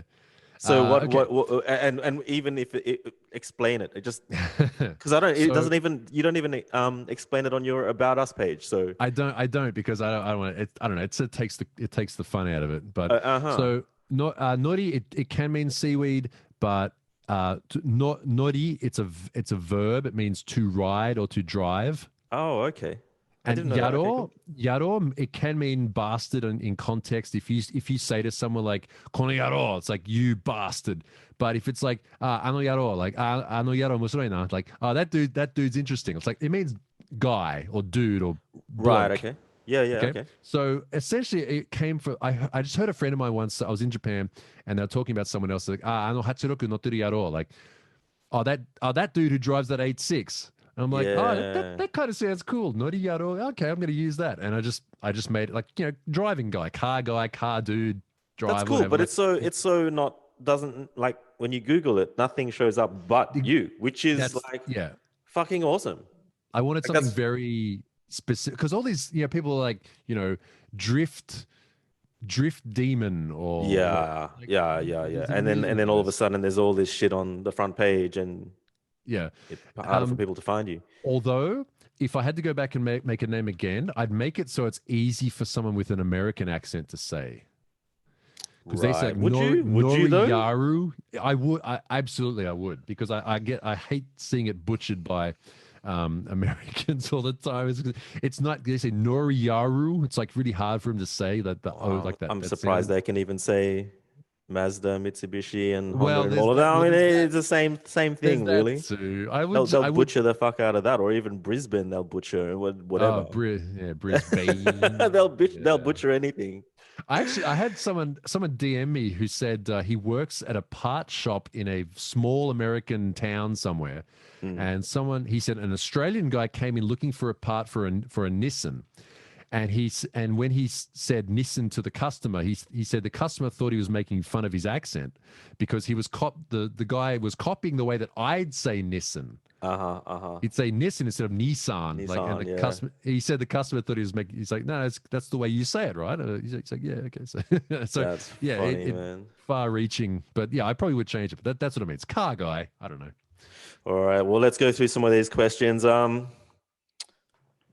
is the single biggest aspect of the Japanese car scene that the rest of the world could learn from? It constantly blows my mind that people are so keen on giving their opinion about other people's stuff. Now, this might be a personality thing with me. Like, I don't necessarily care what you do, but Unless you find it interesting. Unless, obviously, yeah. But people like talking shit about other people's stuff. It's like, Oh, yeah. why are you spending your effort on that? Like, obviously there's shit talking here. Like the people don't, but they don't make an over. People won't come up to you and tell you your car sucks. Yeah. Yeah. Why? Why do you do that? Just let them Yeah. do their shit. Like here it's like people do their own stuff, and like, I mean, obviously people think they're a bit weird. Like I remember there's this one dude I know who, I don't know what the correct word is. He is a man who dresses as a woman, and he drives like this really weird sort of obscure Honda wagon, and it's got like weird wheels on it, and everything he does is like weird. Uh-huh. But he's a cool guy. Like he's nothing wrong with it. He's like he's a bit of a weirdo, but he's cool. Like there's nothing wrong. Like so what? It adds flavor to the scene. Like these people do this stuff. These people do that stuff. So what? Why? That's the big thing. When you see when you see guys riding motorcycles in like groups, Yeah. it's never just Harleys. It's never just Yamaha. Yeah. It's never just race reps. It's like there'll be a dude on a BMW like GS, a guy on a Blackbird, a guy on like a crossover, like a big scooter. Those big 200, 350cc, 400 whatever cc cruising scooters. Also, like they all ride together. It's like whatever you want to ride, you do that. But we're all just enjoying this ride together. Like that. Dude, you're bang on, man. It's exactly what biggest I thing. tried to do with JDMST, Right. right? The whole concept Yeah. of that forum was I got sick of seeing the Oz Honda forum guys fighting with the Skylines Australia guys. I'm like, you all love Japanese cars, guys. Come and chill I the don't fuck get it. out. And Yeah, I the just amount don't of get it. Honda bashing, or you guys driving front wheel drives, and at that What's point the wrong with language that? was you guys are gay and all of this stuff, and it was just so much hate going around. And It's like, man, this is so weird. I don't know. It's like, to me, it's like saying like, oh, what? Oh, you like white girls with brown hair? Well, fuck you. I like Asian girls with long black hair. Or like, It's so weird, right? it's like, what can we not enjoy? Like, you never see, if you see a group of girls like at models or something, they don't all look the same. They're all different types, and that's what makes it enjoyable to look at. It's like, look at that. That's different. That's different. That's different. That's different. It's the same thing with cars. Like, there's some. I'd love to see Hondas and Skylines and NSX and Right, a Mitsubishi and all. That's cool. That's good. And even Everybody, like a let's bring shit out box, cool like shit. that's the whole thing about the end of month meets was you could Right. have a shit box, and the car right next to you could be like a $300,000 Euro exotic, and Yeah. I didn't separate them. It's not like all of the expensive cars have to park together, and all the shit boxes you guys got to park over there. It wasn't like that. Yeah. It is what you see in Daikoku. Like that's what I'm inspired by. Like Right. from the very Right. beginning, I was inspired by Japanese culture. As a kid, I would go over there every year. So I just was confused in Sydney how these guys are all into Japanese cars. They're not even fucking Japanese. They're Aussies, they're Lebanese, they're and they're like just fighting for their brands and their I don't, brand loyalty. And I think man, it comes get from the it. Holden versus Ford's V8 supercar thing too. But Those Holden guys hated Ford guys, but they're on the TV every weekend together, and they're at the events together, and they drink the same beer. yeah. It doesn't make sense to me. I just, I think that could be a thing that I don't know. I honestly, I don't understand why people think that way. So I honestly can't understand it. Like I can't Yeah. begin to. I like to see lots of cool shit. Like, so what? That's you don't. I don't know. Like You're more open to appreciating stuff without any kind of bias. I think is everyone has bias, but a lack of bias in order to be able to respect something else, whether you like it or not. You can probably see where someone's put in a bit of effort, and I like it's as going simple to as that, I think. I like going to American car shows here because the amount like I'm not into American cars. I don't really want to buy. I don't want to buy one. I don't want to own one. If you gave me the keys, I'd drive one for a day, but that's about it. But it's the fact that people are putting all this effort, time, and money into something that then I can just look at and enjoy, which is, I think that's cool. Like if all these people put all this huge range of effort into stuff, and then all I have to do is just stand there and look at it and go, damn, that's interesting. Next, that's interesting. Next, it just adds so much flavor. And I don't understand why people I'm with you, I man. like that. I'm Yeah. with you, man. I'll go to a, Motor X and see all the hot rods there and just blows my mind. Yeah. And stylistically too, like it's so nice to see something that is so stylistically different to, maybe JDM kind of track inspired cars, or um just to see just different cultures of like pinstriping and all that kind of shit. And I Yeah. love mixing that up. I love how the Japanese always manage to somehow mix a bit of the whole world's car cultures into their culture, which is also another reason why I love going to Japan and seeing them do some crazy shit. Mm. But look, you got heaps more questions here. Yeah, let's roll. Let's do a Keep roll through. going. Yeah. Um, Career highlights and what has been your favorite and most surprising fan interaction? Oh, okay. I don't know. I don't really have a career. I mean, You sure do. it's Wait, probably To tack on to that, actually, there's another question down the bottom, which I might okay. shove up to the top. Do you have a day job? No, I don't. I haven't had a proper job for like 12, 13 years, I don't think. Like since the last proper job I had was at Auto Salon magazine. Everything since then has been like sort of part-time or whatever by myself or whatever. The only thing Mm. I do right now is so I do go to a school every Wednesday and I'm the assistant language teacher there. And Oh, what that is it's a government thing. It's called ALT. This is something people want to look into if they want to come to Japan. It's a way to do it if you've got a university degree. Um, the negative way of looking at it is you're just a human tape recorder that is there to say English to the kids and get them used to you being a foreigner, sort of thing. yep. The positive version is you're there opening up them to native speaking, and you throw in all this interesting information on the side, like they have questions about why do you say this and you don't say that, or whatever, this, that, and the other. And it's like explaining things like, um, you know, if you ever see the word aqua, it usually means that word has something to do with water, Mm. like aquarium, right? That suizokan, right? That means a place with water with fish in it, like all this sort of, and like relating it to them. So I do enjoy it. It's kind of like my guaranteed job because Facebook and YouTube and Twitch and that sort of stuff is like it could just disappear like that. You don't know. So that's one day a week, and it's Wednesday, so it's as far away from the weekends as possible. And I That's just cool. go in the morning. It's like period 1, 2, 3, 4, 5. It's easy. It pays really good because It's a it's a bit of government. consistency, and Yeah, it's a bit of routine as well. and it's a bit of routine. It's a bit of something a bit different. I mean, obviously, I'd like to be doing this, what I'm doing now full time, but Which you know, you are pretty much. which it's pretty much am. But it's like Mm. wife and kids, and so I gotta have at least one guaranteed check at the end of the month, sort of Mm. thing. So that's my day job, but I don't really have any other day job apart from And that. what about most surprising fan interaction? Most surprising fan interaction. It's got I to be how like even checking out your Instagram, you got to you get happy birthday messages and stuff from people that you look up to.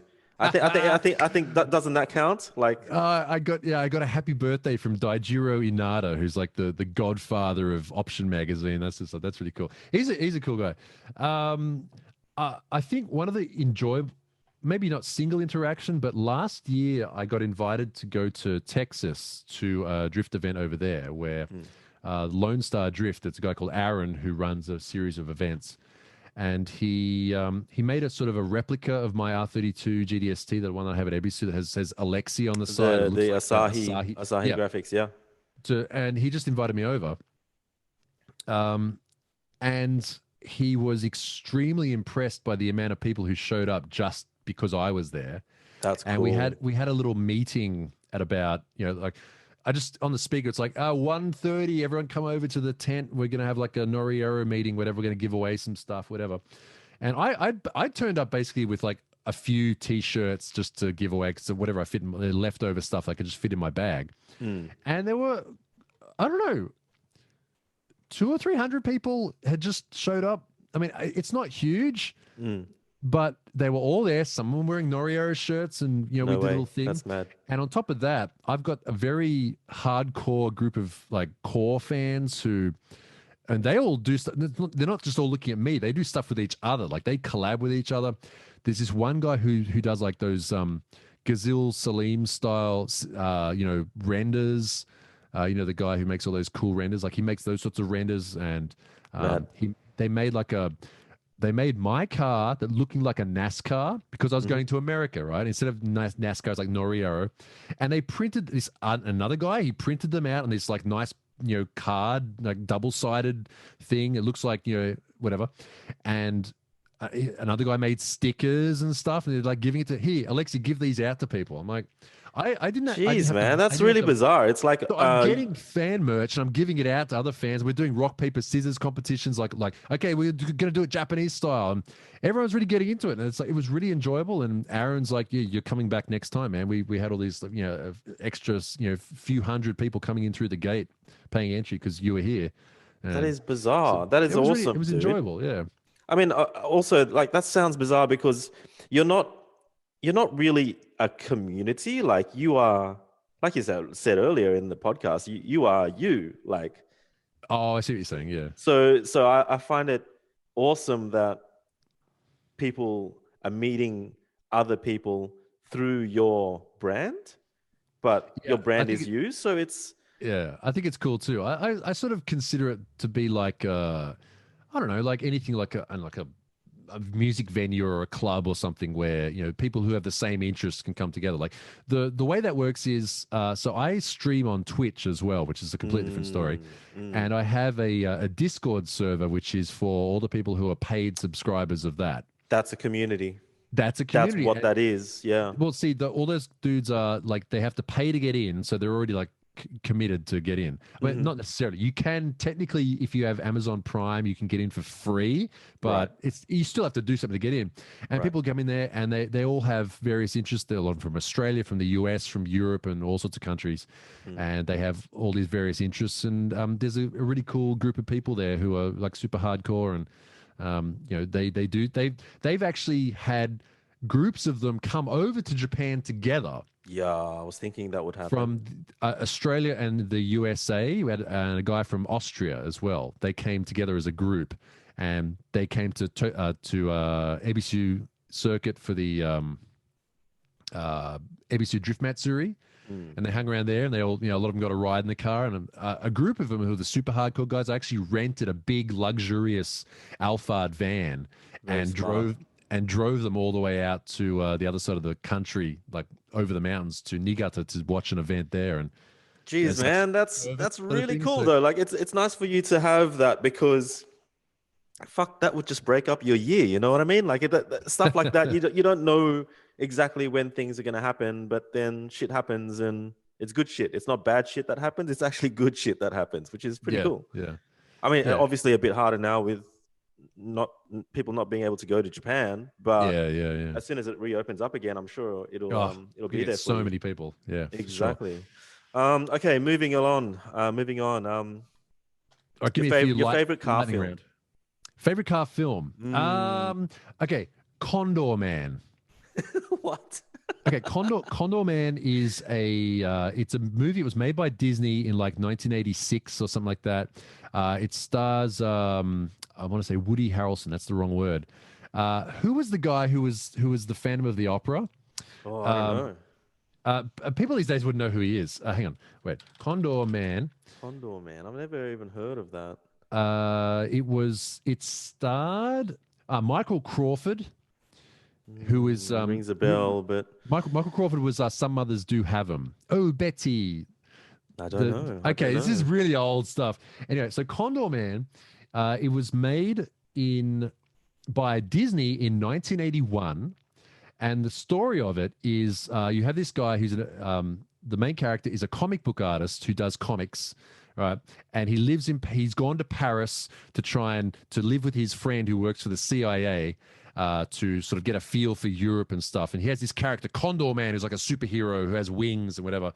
And he's trying to learn what it's like because his friend works for the CIA and he wants to like, what's it like to be a spy? And he's like, his friend's like, I just work in the office, man. I'm not a spy. And he's like, so anyway, so he says, all right, we'll send you, look, I have to do this job. I'll send you to Istanbul to like give this briefcase of papers to a Russian whatever. I don't want to give you the whole story. But it ends up with this comic book artist becoming an actual like superhero spy. Yeah. But he has a cool car or something. Well, it's like James Bond, like it's sort of a James Bond superhero sort of thing. Right. And there's a car chase. So the bad guys are called the Prognoviach, from the FBI. Sorry, from the what's the Russian one? The I don't know. Whatever the Russian the KGB. Oh, okay, the KGB. Okay. They're called the Prognoviach. They are a pursuit squadron, and they have the leader is this tall Russian guy with a glass eye, and there's a chase scene where the Condormobile, which is based on an English kit car called the Eureka kit car. You ever seen that where it's like the whole front section of it comes up like that? Yep. It's like a wedge. Yeah, exactly, right. It's based on that, and the Prognoviach drive Porsches, and the lead one is like a what is it called, like a Flakbau, whatever is the flat nose Porsche. Oh, the flat nose. Nice. With chromed out windows, like reflective windows, all black. Shit, I'm gonna have to check this out. It's one of the best chase scenes. It's so cool. Like they're chasing them through these Yugoslavian villages, and they're jumping, and the car has lasers and flamethrowers and it ends. I won't spoil the end, but the end scene is with like so all the other cars have crashed and burned, and it's finally these two cars chasing each other through a small town, and eventually he gets away, and the Porsche skids to a stop, and the window opens, and the Condormobile, I won't tell you how, but it's getting away, and he's like that. It's just so cool. At least I'm going to find the actual car chase scene to watch today on YouTube. Everybody, Condorman car chase. It's probably a bit cheesy. It's a really cheesy movie, but the whole it's set like it's shot in Monte Carlo, and the final chase scene, which is on boats now, is in Monte Carlo Harbor, like the bay. It's such a good movie. That's my favorite car movie. Okay, all right, that's sick. Next question. Okay, this one's pretty cool actually. Because we know from drifting, at least from mid 2000s to now, there's been certain chassis that people love to use, like obviously the 180, S14, S15. I think for the guys today, it's getting really hard to get that shit.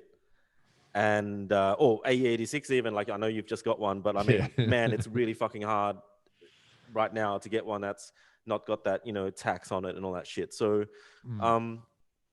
this guy has asked, what are the next drift chassis that's going to be, the next sort of craze, considering how parts and cars are being not as plentiful now for the older chassis.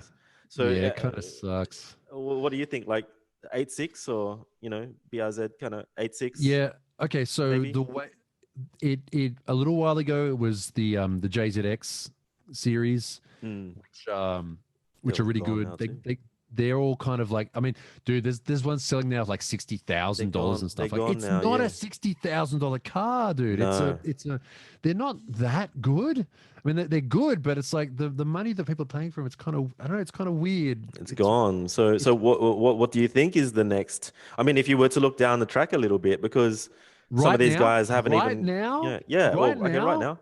Right now, I honestly think the RX-8 is kind of slept on. Interesting. I know that they're apparently quite good sideways. I mean, they're good.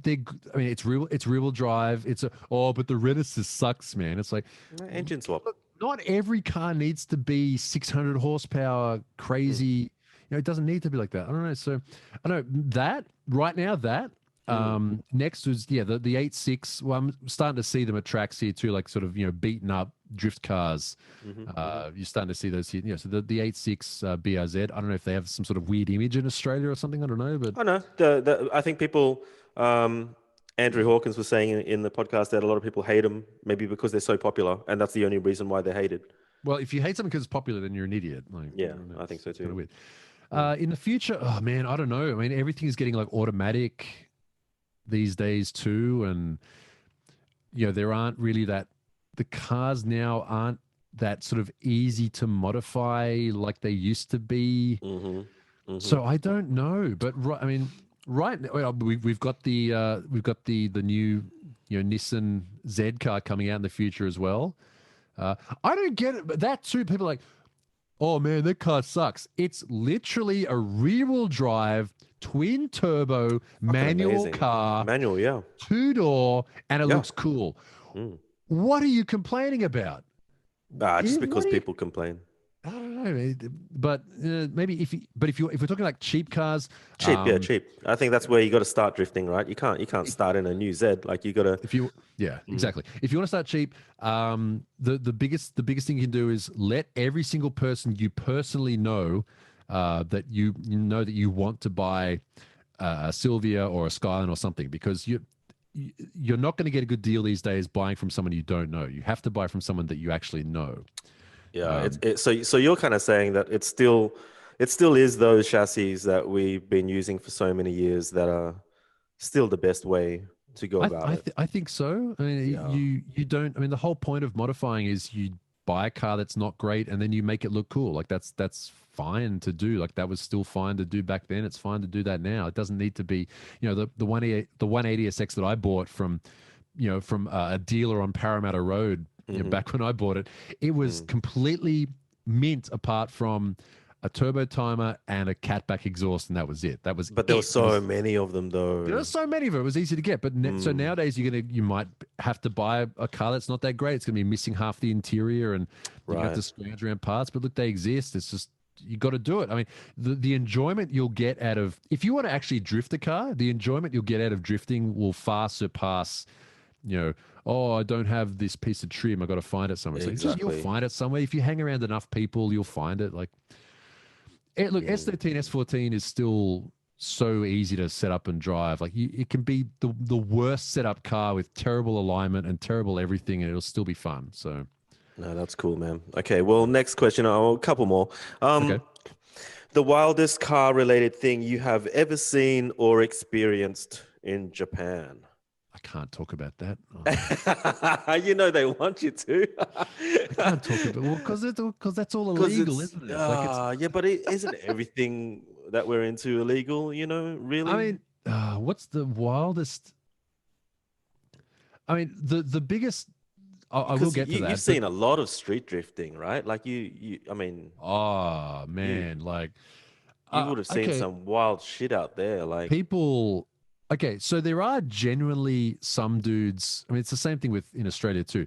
There are generally some dudes in Japan who are into cars who are genuinely got a screw loose in their head. uh-huh, uh-huh. Like they're just insane, Yeah, and they suit getting insane with a car, right? yeah, um yeah, I mean, people doing donuts around police cars yeah. and Like rebelling so right, hard. yeah, like driving. Like I'm always that. I always do things very. I don't know. Again, it's my personality. I don't like to. If you're gonna break the law, don't. You know what they say? Like, don't break more than one rule at a time, or don't break more than one law at a time. Like, you don't drive an unregistered car while you're carrying drugs or Right. something like that. Like Yeah, yeah, yeah, yeah, yeah. not that I do that, but like, but dudes who like they'll go out, they'll blast through um, toll booths, Hmm. and not pay the tolls in a car that's unregistered, missing panels, has like one random headlight bolted on, you know, with no seatbelt on, like stuff like just Just extremists. list everything that you could possibly do that will get you in trouble, and they Yeah. do that. It's like, how are you alive? What do you wow, like how, and one of these dudes who does that sort of stuff is like, famous D1 driver, and um some of the stuff that famous drivers that everybody knows still Yeah. do Yeah. is Yeah. crazy. Yeah. I've seen Is some of that leaked absolutely out on YouTube quite a few years ago. I mean, do you have you ever crossed your own line and hopped in a car with someone like that? oh yeah, oh yeah, oh yeah. For sure. Not now that I'm now like again now that I'm married with kids. Yeah, No, probably but, not. but Yeah. I've been in like where you're literally like you no seatbelt, you're holding onto the roll cage, and there's cars in front, cars behind. You're like, but it's a rush, man. You can't Of course. you can't forget that. But it's a bit different. I mean, I don't know. It's yeah, it's a rush, but it's kind of I wouldn't do it now because there's a lot better ways to have fun, I think. No, That don't very involve cool. that. I mean, obviously, everything that you think it happens, it does happen. Like 300 km an hour R30, GTRs. I'm getting too specific. 300 km an hour, cars racing each other on the expressway, doing this sort of thing in and out of traffic or whatever. It's like, You've seen it all, man. You've seen yeah, a lot. I mean, if I saw that one little thing that I've been in the saw car. last I've time been in with you, those cars, yeah, man. for It's a sure. it's a thing, man. It's an experience, and it's like, oh, All right, a anyway. couple more questions, man, and we'll wrap it up. But this one's a little bit heavy actually. About what's not Okay. heavy, but it's quite complicated. What's your favorite car culture tradition that's been kept alive both in Japan and across the world? And what and how do you think people can do their part to keep these traditions thriving? So it's sort of like a two-part question here because what is your favorite car culture tradition? And I'm sure you would have many floating around in your head there, but I think I like the idea of the second part of the question, which is like how do you try to keep these awesome traditions that we love alive, because we even talked about that earlier in the podcast, how things are so convoluted now. There's so much going on, and Yeah. it's like the traditions aren't clearly segregated, or it's all meshing into this car that has, a roll cage that's not bolted in, and then a four-wheel drive system that is so intelligent, but then it's on airbags, and this shit's going on now. So Right. you're more of Oh an old man. schooler at the moment in that, like, Oh, I don't know. Okay, so I think that okay, so there's this, and this is I'm not talking shit. I'm just saying what I think. mm, There's a YouTuber who bought from America who bought a Bosozoku style car mm-hmm, and took it over to the US, and he put up a video recently of the car on Rodeo Drive. You know right. the and because they normally film, I think it's called F Spot or something like that. I don't know. They normally do a lot of like supercar stuff, right? Cars driving on the most expensive street in LA and whatever, and Lamborghinis and stuff. And then they've got this Bosozoku car. I haven't watched the entire video, but I just sort of saw that and thought, and that's cool. I mean, it's cool that more people are going to see that sort of stuff and go, "What is that?" And then eventually you're going to get people getting interested in it. But Mm, I don't think it works where you can't take a place and a time and a culture and a car and transplant it somewhere else. just plonk it. It is what it is, and I'm not trying to gatekeep. I'm not saying they shouldn't Mm, have done mm, it.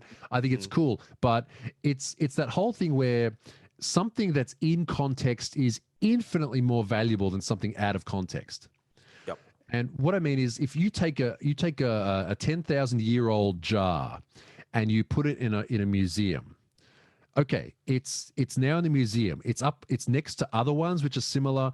Anyone can go there and look at that. You don't need to travel to Mesopotamia or whatever, 10,000 years ago to see it being used in context. It's not the same thing. So anything that we do these days, which is sort of it's just an imitation of something that used to happen. Mm, So, there's people who, a big thing in America right now is all these dudes who, it's the 2001 style or whatever. I don't know exactly what year they choose, but the when drifting was at its peak, when all the cars were slammed with tribal flame graphics and mm-hmm, cool mm-hmm, paint mm-hmm. and chrome wheels, and they all drifted in teams. They had like a theme and that sort of stuff. Like, that's cool. It's cool that is a thing, but that is, in my opinion, that's its own thing. It's taking inspiration. So I don't think the only way we can progress all this is it's to expose people to as much as possible, because everyone has that story. Like, I've got the thing like where I saw drifting. It's like, this is what I want to do. I didn't know I wanted to do this, but I want to do this. And Mm. it was actually, uh, do you remember the MTX Audio Lantra wagon? No. No, okay. Do you remember the MTX Audio Combi? No. from the. Oh god, okay. So anyway, it was my best mate's cousin did MTX audio. He made a bunch of audio cars, and this was on Auto Salon night, setup night. We had to go back to his house to get a battery for his phone. That's how old this was, and we couldn't lock his door, so we had to wait there for him to come back.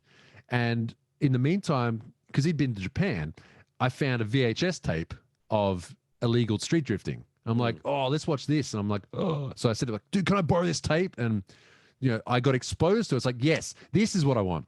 So the best thing about all this internet and the YouTube and Facebook and Instagram and everything is now is everyone can find what is that one thing that they really like. Sure. And I really enjoy seeing people get super hardcore into something, digging down because all the stuff is there. Like the worst thing for me back in Australia was the lack of resources for to see the thing that I wanted to see. Right. As in, it was just difficult for you to find more info on you. You found the fucking thing. Now you had a lack of content Yeah, I just or more. accessibility, access to content. Dude, I was begging Japan Book Plaza in near Wynyard Station to order me in magazines. I'm like, dude, can you just please? I don't care if it costs $40. Just please order. I need more. I need more stuff. Whereas now it's like, oh, today's daily vlogger from Japan. Click, and you can just see all the cool stuff like that. That's awesome. So I don't know about if there's anything. I don't really care about preserving anything particular. Like, fair call. Just keep it moving, because something that was cool back then was started back then. Now we can start more stuff. We can take all this stuff and just keep moving it forward. Is my opinion. So nothing in particular. I mean, some people like to take a place and a time and concentrate on that, and that's really cool. Like all the dudes who have all the lowriders here. It's like 1990. No, was it like 1992 LA? Like they want that exact time frozen on their lowriders here, and they wear those clothes. They listen to that music. It's like that's cool too. Like that's it works, doesn't it? But it's and you can see that like to the second part of that question, some people are keeping it alive that way. Just because they choose to, and it's they don't. That's it. So what I mean is, don't feel responsible that you. Oh no, we have to keep this alive, man. It's like no, don't feel responsible. If you're gonna do it, you're gonna do it. If you don't, hey, take a bunch of stuff. If you want to put airbags on an Evo, I mean, people do that. People do that here too. So that's fine. Well, I'm not gonna get upset at that. It's your car, dude. Make it cool, please, so I can have something cool to look at. That's all I care about. No, good stuff, man. Okay, 2 more questions. Okay. This one's I don't know. I had to put this one in because it was weird. When are you going to finally drive a BMW for the first time? Okay, so that is a guy. That's one of my core members of my Discord community. That's not about the new. No, it's not. It's a joke question because I have never driven a BMW in my life. Right. Oh, ever. Have you driven a lot of Euro cars? Or because I've never seen you drive a Euro car in general. No, not really in Japan. I mean, I've driven Audis and. Have you owned? No, I've never owned a European car. I've only ever owned Japanese cars ever. Is that because they're cheaper? It's just my aesthetic. I just like them. Like you don't really like Audis and Volkswagens and. I think they're amazing. I did a job once where I had to look after these journalists who were driving not the Aventador. What's the other one? The Huracan. When the Huracan came out. Oh yeah, well that's proper Euro. That's exotic stuff. Oh, I know, but I had to look after these two. They were driving them in Japan, and my car that they gave me to drive around was it was like one of those twin turbo V8 Audi whatever's. I don't know. Like it was a station wagon. It was like a twin turbo V8. RS, the RS. Yeah, whatever. Whatever top. It was like I just drove that around. Holy shit! They're this fast, car is so fast and comfortable. Comfortable. And you just go like when I went out to the airport, I just put on the what's the intelligent cruise control thing where it if there's all a car the in front, it'll slow down. Yeah, I set the speed to 150 and turned that on and just went in the fast lane. I just folded my legs, I know as a joke, but like I didn't have to hit the brakes. I didn't have to accelerate it. And I got there the fastest I've ever got to the airport in my life. It's like, They're wow, almost not like a car, right? Like when you're coming from something like a 180 or an 86 or like a yeah, Hachi, like when you yeah, hop in one of these cars, it's like it's kind of like going from economy to first class in an yeah, airplane. yeah. That's true. Everything's thicker, everything's more soundproof, and like it's like junk food versus fine dining. It's like Oh, this, I it's agree with still the that. same sort of thing, but the way it's packaged is so different. Like they're so It's just not different. my. I don't know. It's It's just just not not my. your It doesn't tickle my dick when I it's not your aesthetic, it's not your style. It may be not the way you like a car to feel either. yeah, there's that too. I don't Bit of like the car. detachment. I don't like a car to feel too good. I It's don't too know. It's comfortable. something. Like Yeah. it's like I don't, with the Hachi, how when you put that accelerator pedal down, it feels so mechanical. Whereas with the yeah. Euro Yeah. car, it feels like Oh, it's you want me to go faster in that direction? It's very okay. We'll go that way. Very well. You want to go fast or uh, slow? You push a little harder, go faster. I'm mixing accents there, but you are I a don't know. JDM hard die hard Yeah. fan. So No, you are it's not that I wouldn't, but it's like there's plenty of other stuff I'd like to do first that involves Japanese cars. So yeah. that's the thing. Like, isn't the ongoing joke right now that the Supra is a BMW? Oh, look, who cares? Like everything's So everything. So that's what I thought that question was about. But no, that so because it's not. that's a dude. It's a guy who's got some classic BMWs with his dad that he works on, and Oh, okay. he's like the BMW guy in the group. Oh, good Yeah. stuff. Good stuff. Okay, last question, Alexi. What are your plans for the rest of this year? It's pretty much the end of the year already, isn't it? And going into 2021. I'm glad this question is aimed at you because I hate these kind of questions. But I do too. I think look, yeah, but look, go on, give it a go. dude. I think you and I are sort of similar in that personality where it's like, oh, what's interesting to me now? I'm gonna go and do Mm, that. Like, yeah. I wish when I actually sit down and plan. Mm, This is what is kind of annoys me about my person. planning's. This is kind of getting personal right now. I'm if I sit down and plan to do something, it Mm. always gets done. It will get done the way that I imagined it would get done, on the time it would get done. But for some reason, I just never. I hate planning things because just I just don't know. What is it then? That's interesting because a lot of people they make plans in order to feel better about themselves in the moment because Mm, writing goals down and writing plans down is this inspirational, motivational thing that you should be doing.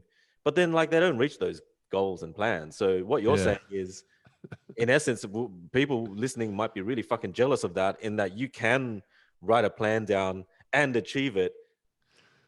But Yeah. Well, so when that's quite fascinating. I don't know. I mean, I don't really do it that often. I don't know. Maybe I only plan things that I feel 100% confident that are going to work out.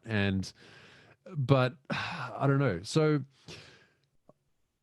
I mean, I listened to the conversation you had with Hawko the other day, talking about how, YouTube, it's terrible now and it used to be a lot better. I'm right now, for me, I'm doing better on YouTube now than I ever have, as far as Yeah. like revenue goes and things like that. Right. It's not the statistics. That's what I think. Before we recorded this, I was saying I checked out your videos by most watched, They're all old, right? the most And watched they're ones. Yeah, old, but dude, you had millions of views on those. I But do have some which have millions of views. Yeah, that's true. I mean, you could look at a lot of it. Yeah, other channels too, big popular channels. Like a lot of their older videos are getting like million point two million, uh-huh. million, whatever. And now it's like the same channels making better content. They're only getting like 500,000 or 800,000, whatever. Yeah, that's true. But I mean, at the end of the day, it's how much money you're making off something that's going to determine. Well, I know that's No, not no, no, no. one way of Well, putting it, that's the but thing. Like, so you're saying that you are doing better now on YouTube financially, even though you're not getting those millions and millions of views. It's yeah, working for you better, which yeah. is, I think a lot of people probably would feel good to hear that because I didn't know that. Like, I don't know what to measure it by anymore. And It's no, there's so yeah, the metrics now are weird. Like mm, it entirely depends on what you want to get out of something. I as far as YouTube goes, because people always want to know. I don't know why people think they can just say, how much money do you make on Oh, YouTube? fuck, Like, you no, get that? Yeah, it's so yeah, weird that people do that. But yeah. if, as far as YouTube goes for me, Hmm. is I have not found the limit yet Yep. of if I make more content, I get more money, I get more views, I get more subscribers, I get more. I haven't found the plateau yet. I haven't Do you managed to find, do find you believe in that if you need to spend money to make more money? Do you try to spend the money to Google AdSense no, or advertise, or like no. you don't believe in that business model of you Oh, got of to course. spend money to make more money? You mean advertising your own stuff? It's kind of where that's sort of saying, what that saying sort of means to me is like you spend money Sure. on something and then make more money. It's a business transaction kind of thing. I mean, the A86 I bought recently was the first time I've probably ever bought a car with the express purpose of buying it for content. That's pretty cool. So that's your way of spending money to make more money kind of thing. Yeah, Yeah. I mean, most of my other cars, like well, I mean, not most, sorry, only one. Like for example, the Skyline that Hmm. I bought that a long time ago. Like that's paid back. It's the cost of it many times by now. That's cool. Yeah. And Yeah. the A86 too is it's basically in the black now too. So That car's so fucked, man. it's Can't believe the funny. condition of it. Like even having to lift the door up slightly to close it, and then every time you do it, I'm like, just that feeling of seeing rust come off it. Just like you're just picking it off. Like But yeah, but that's that I mean, insane. I'm not trying to say like, oh, I'm just doing it because for the content, but that's part It, of that's it content. is That's though. part of it. It's That's awesome. Yeah, yeah, I mean, yeah, yeah. I have a door. I have a door that I went and bought that isn't Right. rusty, but I haven't changed it yet because it's like, well, all I have to do is that, and Yeah. it adds that. Oh, Alexi's gonna close the door. Bonk. Right. Ha ha ha. Yeah. Like it's part of it. Like I'm Yeah. I'm not trying to manipulate people. Like I think that's funny when that happens. You know, like Yep. what was the joke? Like there was some TV show where the you know, it was like the Fonz or like Fonzie or something from Happy Days. Like he'd pull up on the car, pull up on his motorcycle, and you have to hit it or something to make it stop or something. Like it's a gag. Like it's part I of the get you. It's part of part the of the personality. character and the Yeah, it's just funny. yeah. And also the car too. It's like it's an absolute piece of junk, but it's got this rad engine in it that you know it's out of the engine runs good. The engine looks Yeah. cool. It's like Yeah, it looks awesome. Yeah. so I did It's like there's that juxtaposition there as well. Like yeah. it's a bit of a monster. So anyway, the plan is just to sort of get back into like after the whole you know 2020 happened is just trying to get back into the routine like you know like everyone else like I said this on the video it's like I thought like hey lockdown can't go anywhere can't do anything sweet I can make content I can stream it's like oh that also means kids can't have to stay at home Mm, wife has to mm, work from home mm. can't go anywhere can't do anything you know blah, blah. So it just all kind of got pretty bad so I mean the plan is just to get back on a regular upload schedule and streaming schedule. Yeah, because I do a bit of video game stuff on the side as well, like On because Twitch, yeah. it's just kind of fun. Yeah, I'll make sure And I leave a link to that in the description for sure. Like I didn't yeah, know that you were doing that stuff until today. But I'm not a huge fan of watching people play games. Of like I'd rather play the games myself. But I get it. There's all sorts of fucking shit out there now, so I get it. You well, know. what I do is not necessarily just playing. I don't really enjoy that too unless it's like just on a second monitor while I'm doing something else. But yeah, just try and like introduce some people to some new stuff. Like here's a couple like the last time was these two, you know, indie games that the devs sent me the code to. So it's like, oh, Cool. let's check this out. Let's check this out. Yeah. Then we talk about drifting stuff and maybe They're hanging out with you basically, right? I really I enjoy it. get it. Like I see.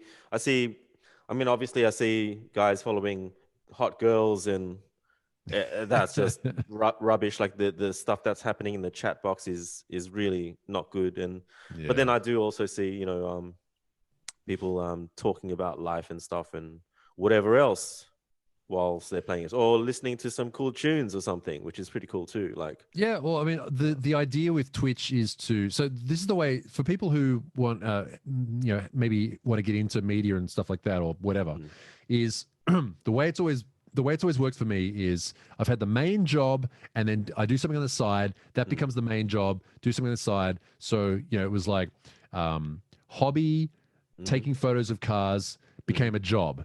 Okay, then on the side I would shoot articles, sell them back to the magazine. Then I moved to Japan. That became my regular job. Yeah. Then I would take photos for the magazines. I'd take all these other cool photos. Oh, these are a waste. No one's going to see these cool photos. Make a blog, right? Yeah. Yeah. Blog becomes the main job. While I'm taking photos, oh, this car's making some cool noises. I'll use my shitty little $200 camcorder to take some video of it. That becomes YouTube, right? Then now when Twitch came out, streaming could be a big thing. Let's just try that as like a sort of a, on the side. And that too is like, I have not found a limit of that either. Like the more effort I put in, the more I get out of it. So the ideal thing for that would be to do a full drift day live, which I have sort of done before, not with my car, but I have gone to track days and events and stuff where you just walk around. It's like, hey, we're live in Japan right now. Whatever's happening's happening. And just keep people it get running. People get super hyped when you go drifting live because you don't know what's going to happen. Are they going to crash? Is something going to happen? What's going to happen next? So that's like the next thing. So it requires skill as well. Like I think people like that because it's it's not like I hate seeing people do little 5-minute videos where they've done within a few seconds. I can see that they've cut the footage of them just talking to a camera, and they've cut it 5 times within a minute. I'm like, dude, can't you just say it? Like, why do you have to sit there and edit yourself out just to get one sentence out? And I don't buy that. I don't like it when I see someone just talking straight at a camera and it's cut, and you can see them moving around because they've cut out certain words or, you do that in a Word program. Fair enough. When I'm typing, I'll do that. I'll switch some words around, but to do it with video footage for just like one line and, do a 5-minute video where you're cutting it like 20 times. I do. I try and get it all. I do take multiple takes just to sometimes to try and get it out in one go. But I try and cut it only when it's like for effect.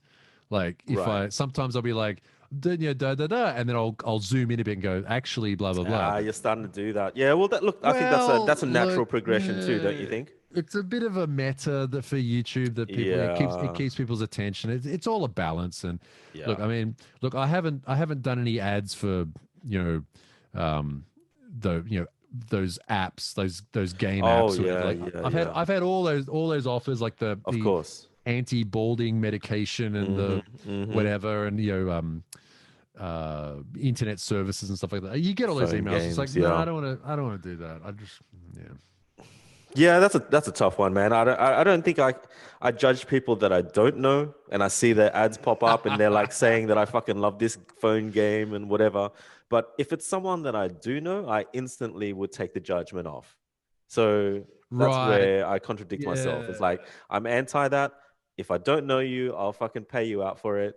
But if one of my mates does it, I'd be like, there's got to be a good reason. That's cool. Usually the good reason usually comes in in a form of folding things. Yeah. Right. Right. So it is what it is. Like, I don't think I'm at a point in my life where I can just delete someone as easily as people are deleting friends on Facebook if they're a Trump supporter, and like, delete, see you later. I'm never gonna talk to you ever again. That's true. Yeah. I'm not like that. I'm like, I'm okay. I'm okay. Like, everyone's different and everyone has different. Look, opinions, I mean, that's one of the reasons why I actually reached out to you to be on this. Is just because like I said when I messaged you, it's like when I said I disagree with a lot of what you say, wrote, I don't necessarily, I'm not backpedaling. I don't mean like you're wrong. I just mean like you're like the Justin Fox approach to the world and your mindset and what you do and the way you think is so different to the way I think and do in many ways. Yep. But I appreciate having you be that spectrum, like you're lighting that section of thought and the way to do things that I can't see.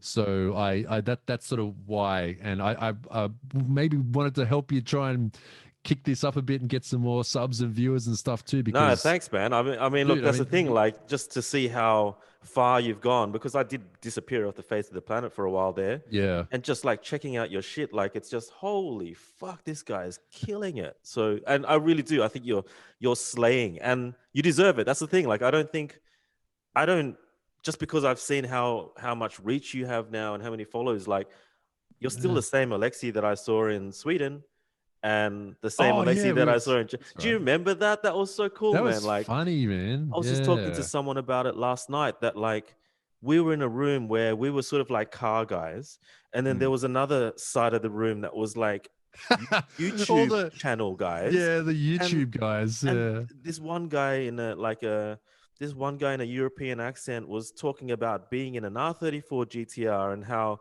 when he started cornering that it didn't feel quite like an R34 and it was kind of slightly understeering and then it sort of slightly went to oversteer and doesn't feel that that was right. And you and I kind of looked at each other and said, fuck, is he talking That's about like driving a real car or is he talking yeah. about like Because another they're computer all game? gamer And YouTubers, really. yeah, and it was Yeah, weird. It was like because you're sitting there going, "Oh," first thing you did was I was watching over your shoulder, and of course, Oh Alexi wait, is for those for drifting. the You were wait, drifting straight can away. we give some some context for those Oh who yeah, don't sorry, know? sorry, yeah. We were at Ghost Games in not Stockholm.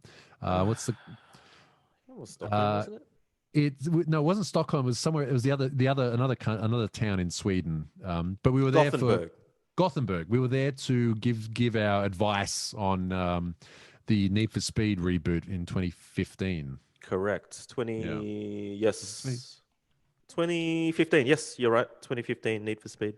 Yeah, which is kind of cool. We got flown over. Oh, it was awesome. And yeah, we got to play a game that was still in development. Like our cars were falling through the map and stuff like that. And yeah, I just remember looking over at Alexi's shoulder and he was It's trying to drifting his drift a car. Porsche. Yeah.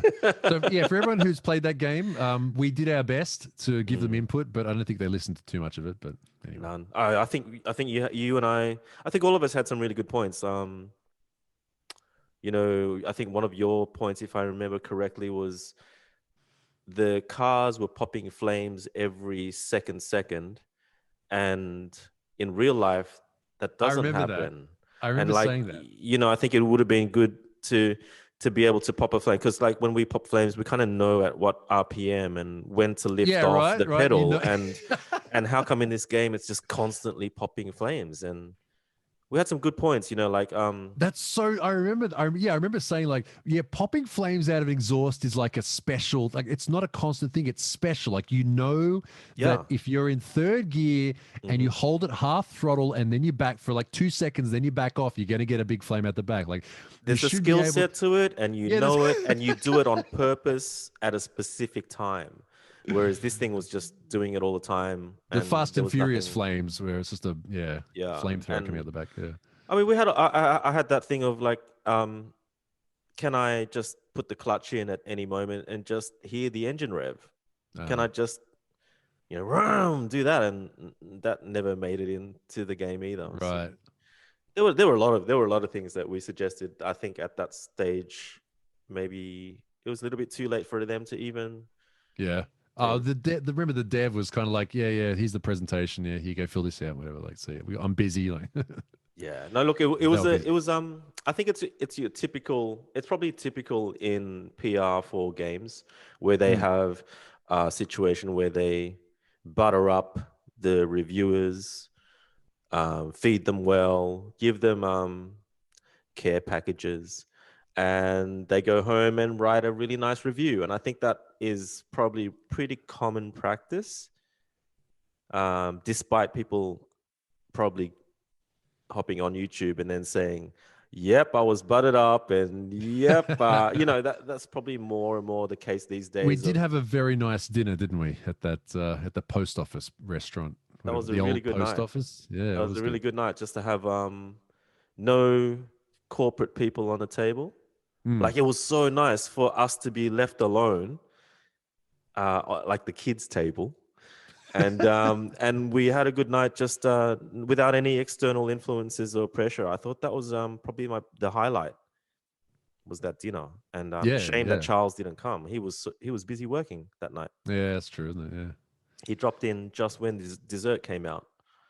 Um, Oh, there was like that weird, that sort of berry thing that was yeah, served in like a fish can or something. Like, yeah, yeah. So you still remember? yeah, I mean, I shit. remember that. That was a good meal. I really enjoyed that. Yeah, No, that was a good trip. I think they really looked after me because I think I traveled the furthest, and I got there 2 or 3 nights before all of you guys did because they thought I might need some rest, and Hmm. I got to don a balaclava and go out in the freezing cold and take photos and shit, and for a couple of days before you guys got there, which was pretty cool. Hmm. So yeah, I wouldn't say no. Yeah, That's the thing. that was Like I good. know it's political, but I still wouldn't say no. And these things you could think a bit too hard in life and say no because it's against your beliefs or whatever. But when you show up to these things, you get rewarded. Yeah, I So mean, they're asking you. They're not asking someone else. So yeah, that was good stuff. All right, Alexi. Well, thanks for your time, man. yeah, man. Let's hope to do it again at some point. I don't think we got as deep as I usually like to go, but I just the way I look at it is there's no plan here. It's just a catch up. I haven't spoken to you in a long time, so Yeah, yeah, it's good to catch up. Hope to actually catch up with you face to face at some point. I really want to get my ass over to Japan as soon as it opens up again. yeah, man. Absolutely. So you take it easy, and I will catch you on your multiple channels. I might drop into your Twitch one night and say g'day. By all means, I was actually gonna start like in 30 minutes or so just to do one. So There you go. just You're on hit a roll. fly. You know that's one thing. Like I think Hawko and I talked about it a little bit, but like he is prolific. You are prolific. When I'm doing good, I'm prolific. And I think you know what you were saying before about just you started with taking photos and then you started doing videos and then you start doing this. It's kind of like the opportunities only open up for you when you actually publish shit. Like if you're thinking about stuff and you can't get it out, Yeah, then you're forever gonna be, yeah. that's what I mean. When people write plans and goals down, it's like that's not doing, that's not publishing. That's like a little diary or little only you can see it. But when you actually start publishing, and Yeah, it's putting it you out risk there. people, yeah, but you risk people criticizing you, right? That's the hugest thing for Look, people, right?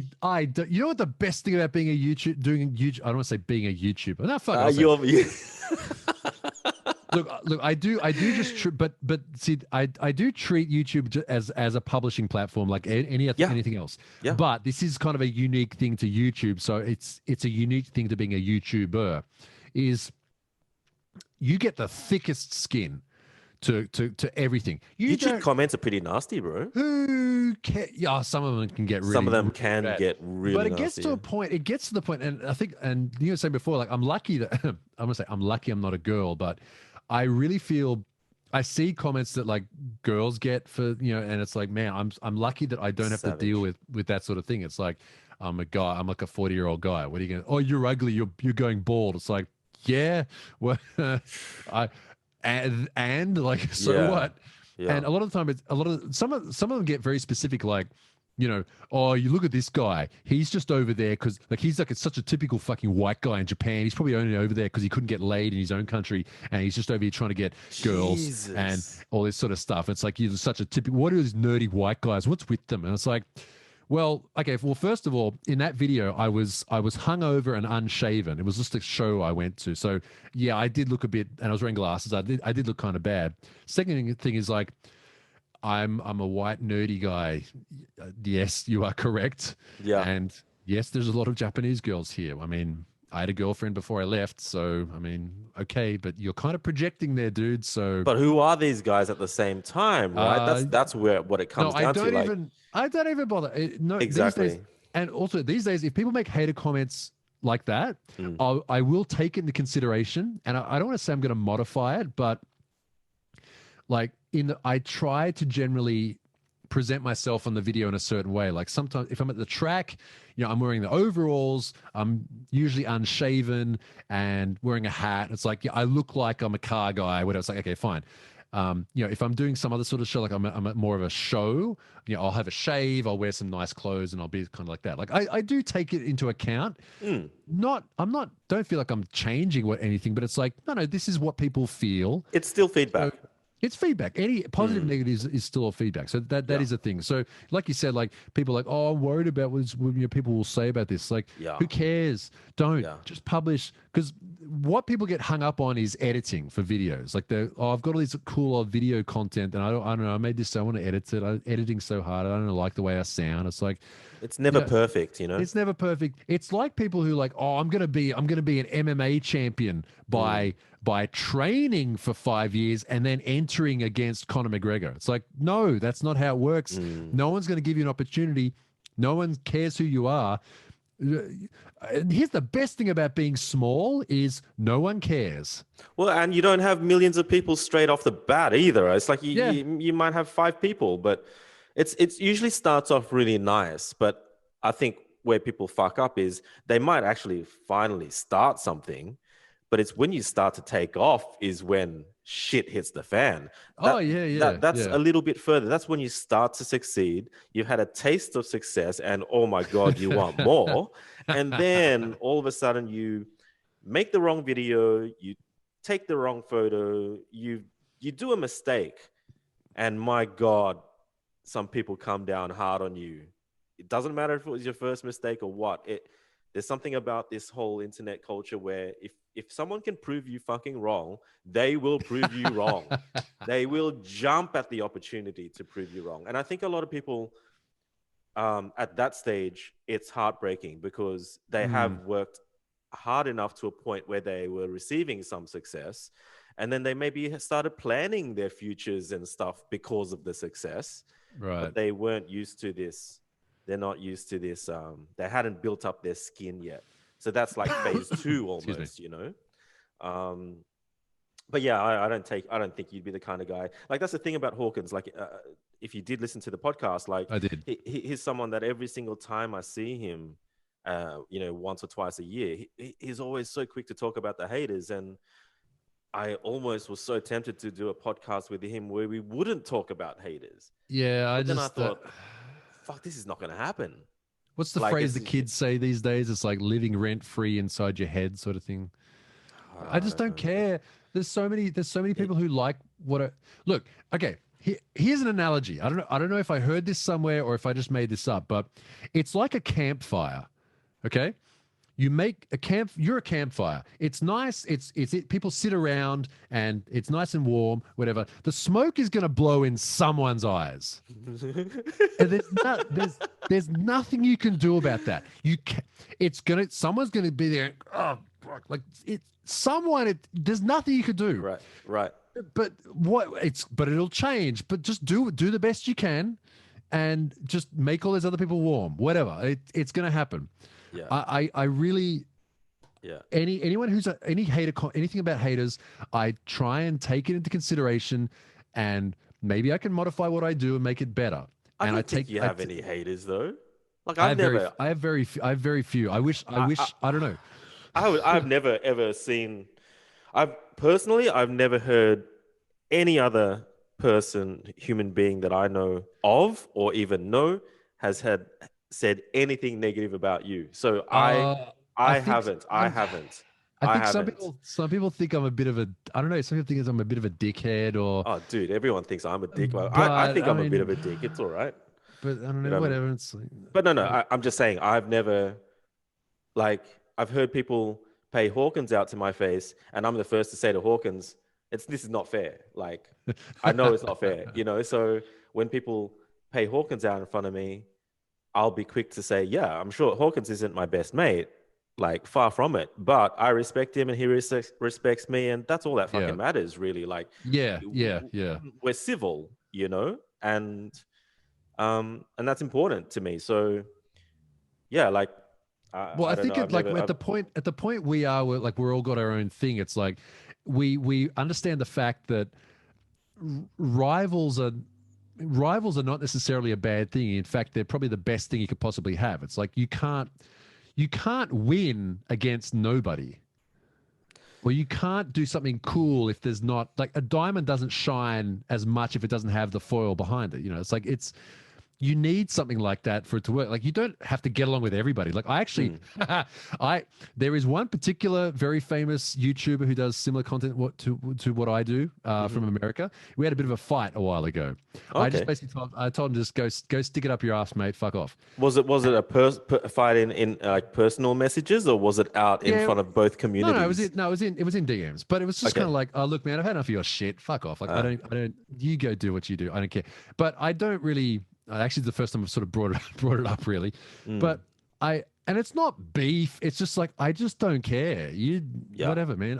We try. We maybe we made it work. Didn't work. Okay, whatever. Like some people you just mesh with, some people you don't. And yeah. In that case, it was just an acceptance, and like sometimes you just got to bury it, right? Like I don't care. Maybe he does, but I don't know. I mean, it's people getting upset about things. It's like, why are you getting upset about that? Okay, whatever. Yeah.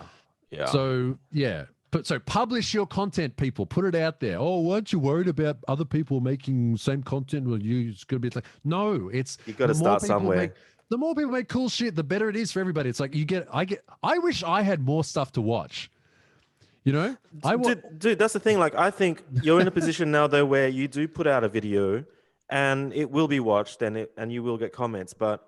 I have seen a couple of podcast shows on YouTube, and I've reached out to say g'day too because they bothered to comment on one of my podcasts. So then I'm gonna check their one out, and I'm gonna sit through a couple of hours and listen to some of this stuff. And I have some feedback for them, but I'm not giving it to them because they're not asking me for it.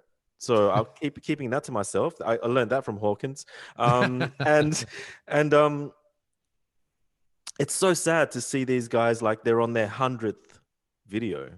Oh, with 12 views each. Dude, yeah. Yeah. Oh, no, at that point, you got to change 4 views, man. And like 4 views, 3 likes, 0 comments. And, tomorrow I know it's going to be episode 101. And the day after, it's like every day they are pumping it. And I don't know how I feel about that. Like, I can see the work that they're putting in. They're putting in way more work than I am because they've got multiple camera angles and they're cutting and they're doing that thing. And I'm just like recording on Zoom at the moment because I'm happy to just be doing shit right now rather than perfecting something that not many people are seeing, So yeah, I do feel a lot for people who are working hard or have been for quite some time and it's not taking off for them. But they still have that persistence. I do feel a little bit for that too. But I'd rather back those guys because they're doing it as opposed to the person thinking about doing it. So So sure. I don't know. I think I mean, there's so much that goes into being successful in doing this sort of stuff that it's unbelievable. You need the skill stack that you need to get, and there's luck in there too, and there's timing, and there's this and that, and you did the right thing at the right time, and dude, my most successful video is the one I probably spent maybe $80 making, and it's probably made me it's made me like I'm not going to say how much, but it's made me so much money more than what it cost. Yeah. And other videos that are in the red, they cost me $2,000 to make, and they made like $300 an hour. Well, that's the thing. It's not math, Like it's not math. Like I think it goes that's that saying of you got to be in it to win it, and you never know when one of your videos might be the one that lifts when a lane opens up. The lanes open up all the time. There's always lanes opening up for all sorts of people and all sorts of genres and that's right places to put it out, and you never know. You just got to try. Like I started a TikTok account to try it out. Fuck TikTok, man. Like I'll try everything. I'll try. I know. I'll try it out. I like that. I like that about you, though. That's cool. Like, I'll try it out for 5 minutes and go fuck this and just delete it. But yeah, like, I'm just getting old and grumpy, man. I'm gonna be grumpier as I get older. I think. We're all getting old and grumpy. So I'm sure I'll lose my Alzheimer's. I'm sure I'll get Alzheimer's as well. Oh, geez. Okay. Well, in any case, I'm glad.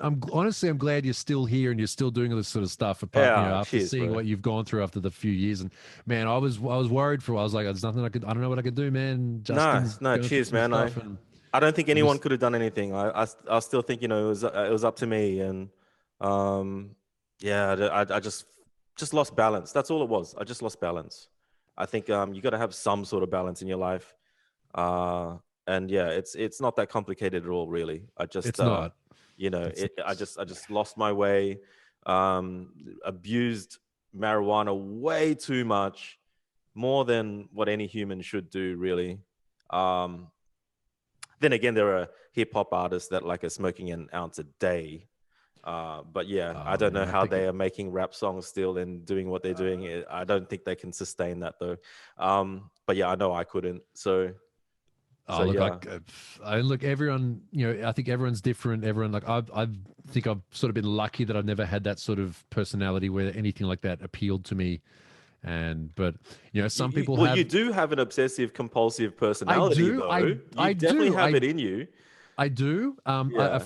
Actually, a friend of mine's wife who is like a therapist said Hmm. that she, especially with Twitch streams, she said like a lot of them have a very specific sort of personality type, and Yeah. I you have think that. you have it. I think you have it definitely. But I mean, you've But look, I mean, but look, some people have that. Some people have the nuclear fire like reactor burning inside them, and mm, they need something to bring that down so they can hmm focus it. And some hmm people, I don't know, some people are like a comfy campfire that just it just kind of burns. You just throw a log on every now and again, and it's okay. Like I think it.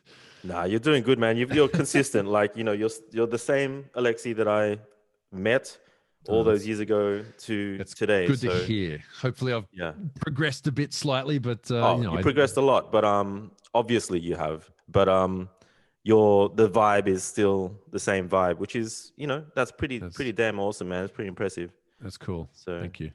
all right, dude. Well, let's wrap it up. All We've right. gone for way longer than an hour, but hey, I haven't caught up with you in a long time, so Hmm. I felt like a good catch up. Um, I'll let you know how this goes.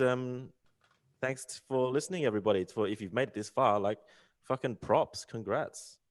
Thank you, everyone. Make sure you hit subscribe to Justin. I've known him for a long time, and if you like having your mind challenged, I think he's a good guy to follow. All Yeah. right, thanks, Alexi. Stay on the line, man. I'll hit stop recording, but chill on the line for a sec.